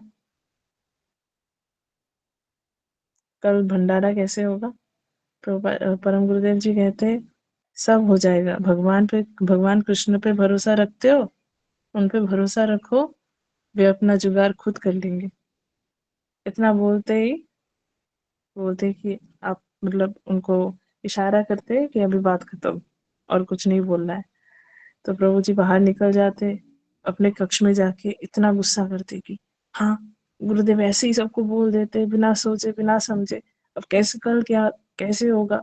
और ऐसे गुस्सा करते हुए जाप करने लगते और पूरी रात इधर से उधर, एक बार रूम के इस कॉर्नर से उस कॉर्नर, फिर ऐसे चलते रहते हैं। ऐसे धीरे धीरे करते मंगल आरती हो गया। पूरी रात प्रभु जी जागते ही रहे। मंगल आरती हो गया। मंगल आरती के बाद अर्चन की तैयारी हो रही थी। बाल्य भोग हुआ। तभी सुबह को 5 बजे 2 जो बड़े वाले ट्रक होते हैं उसको बंगाली में पंजाबी ट्रक बोलते हैं। 2 पंजाबी लॉरी ट्रक आया और उसमें पूरा सब्जी चावल सब भरा हुआ था। वो आता है, ट्रक आता है और मट्टी दरवाजे पे हॉर्न बजाता है। तो भंडारी प्रभु तो ऊपर से नीचे आते हैं, बोले किसको चाहिए, क्या चाहते हो आप यहाँ पे? बोले हमारे सेठ जी ने ये 2 ट्रक भेजा है सब्जी के लिए, आज भंडारा है तो भंडारे के लिए ये ट्रक भेजा है, आप सब ये सामान आप रख लीजिए। तो इतना सामान होता है कि भंडारा जो घर है, भंडारी घर जो है, भंडार घर, वो भंडार घर तो भर ही जाता है, कुछ सामान भंडार घर के बाहर भी रखना पड़ता है। तो इतना सामान हो जाता है। तब परम गुरुदेव आके कहते हैं क्या कृष्ण पे भरोसा रखते हो ना? भगवान पे भरोसा रखोगे तो भगवान कभी उस भरोसे को नहीं तोड़ेंगे। तो इस प्रकार हमारे परम गुरुदेव ये भी सिखाते हैं अपनी लीलाओं के द्वारा कि भगवान पे कितना विश्वास होना चाहिए। कितना विश्वास होने के बाद भगवान हमारी सहायता करते हैं। तो ये बात परम गुरुदेव हर जगह पे प्रमाणित करते हैं कि अवश्य रखिए कृष्ण विश्वास पर। कमी क्या होती है? हमारे विश्वास में। पर परम गुरुदेव को हमेशा ये विश्वास था कि भगवान है, अवश्य रक्षा करेंगे। उसी विश्वास के बलबूते पे इतने सारे जगहों पे परम गुरुदेव जी का आज मठ है। तो उसी विश्वास को बरकरार रखते हैं हमारे गुरुवर, हमारे गुरुदेव। और आज जो आचार्य, जो प्राक्तन आचार्य थे, श्री भक्ति वल्लभ तीर्थ महाराज, उनके 2 ऐसे शिष्य परम गुरुदेव कहते थे कि जो हमारे गुरुदेव को कहते थे कि ये एक ऐसा है जो मठ का कोई भी सेवा कर लेता है। हमारे गुरुदेव को आप कोई भी सेवा देते हैं, मतलब गुरु महाराज जी अर्चन से लेके, कुकिंग से लेके, गार्डनिंग से लेके सब कुछ करते थे। तो बोलते हैं ना, गुरु जैसा शिष्य वैसा ही होता है। तो हमारे परम गुरुदेव ने भी ऐसे शिष्य बनाए जो उनका ही परछाई है। और हमारे परम गुरुदेव को अगर देखा जाए चातुर्मास व्रत के टाइम स्पेशली, जो अभी हमारे मठ में यहाँ पे जो विग्रह है, उनका और प्रभुपाद जी के विग्रह में ज्यादा अंतर नहीं है। वो भी दोनों सेम ही दिखते थे, ऐसा लगता था कि उन्हीं की परछाई है। तो अभी मैं अपने समय बहुत ज़्यादा ले लिया, तो इतना समय लेने के लिए क्षमा प्रार्थी हूँ। अपनी वाणी को यहीं पे विश्राम देती हूँ और कथा में कोई भी भूल त्रुटि हो तो सबसे पुनः निवेदन करते हैं कि क्षमा कीजिएगा, इस दासी में कोई योग्यता नहीं है कि ऐसे वैष्णवों के चरणों में अपना वाणी पुष्पांजलि प्रदान करे। उनकी जीवनी जो है, उनकी जो लीलाएं है, उनके बारे में थोड़ा भी व्याख्यान करे। अपनी वाणी को विश्राम देते हुए, उनकी जय जयकार करते हुए यहीं पे मैं अपनी वाणी को समाप्त करती हूँ। वांछा कल्पतरुभ्यश्च कृपा सिंधुभ्येव च पतितानां पावनेभ्यो वैष्णवेभ्यो नमो नमः। श्रील भक्तिवेदांत माधव गोस्वामी महाराज की जय। निताई गौर प्रेमानंदे। हरि हरि बोल।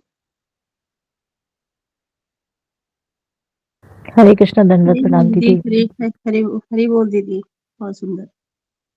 हरे कृष्णा दीदी, बहुत सुंदर आपने भक्ति देव माधव महाराज जी के बारे में बताया और ऐसे महान वैष्णवों का हम महिमा गान करके, उनके बारे में सुनकर, उनका श्रवण करके हमें भी बहुत बहुत बहुत हम धन्य हो रहे हैं। कुछ तो हमारे मन में भी ऐसे कुछ भाव आए, हम उनका कुछ सीख पाए, उनसे कुछ लर्निंग्स ले पाए और अपने अपने आचरण में उसको आत्मसात करें। तो यही हमारा प्रयास होना चाहिए। तो आज का समय काफी ज्यादा हो गया है, तो अब इतना ही कहकर हम आज का सेशन हम ओवर करते हैं और मैं भी अपनी वाणी को विश्राम करती हूँ। कल हम फिर मिलेंगे और भी सुंदर तिथियों का पालन करेंगे और भी नए स्थलों के बारे में हम श्रवण करेंगे और आप सबसे कल फिर से मिलना होगा। हरे कृष्णा। हरे कृष्णा दीदी, हरे कृष्णा हरिप्रिया दीदी, हरे कृष्णा नीतू हाँ दीदी। जी दीदी। हरे कृष्णा दीदी, बहुत बहुत अच्छा बोला आपने। हरे कृष्ण दीदी, दंडवत हरे प्रणाम। कृष्णा दीदी। आज का तिथि हरे पालन, कृष्ण दीदी, दंडवत प्रणाम। हरे कृष्णा। आज का तिथि पालन जिन्होंने सुना, आपने अपने जीवन को बहुत बहुत सफल कर लिया आज की तिथि को सुन के, क्योंकि आज उत्थान एकादशी भी है और एकादशी वाले दिन वैष्णवों का गुणगान सुनना ही एकादशी को सफल करने का एक ही माध्यम यही है, वैष्णवों की तिथि का पालन करना और उनकी महिमा सुनना। और अब ये भीष्म पंचक चल रहा है, प्रयास करिए कि आप 5 दिन इन कथाओं का श्रवण करें और जब भी ये कार्तिक पारसमणि सेशन ना चल रहा हो तो और कथाओं का श्रवण करें। यूट्यूब पे तो बहुत कथाएं हैं, प्रभु जी की भी हैं, और इसी तरीके से अपने कार्तिक को सफल बने।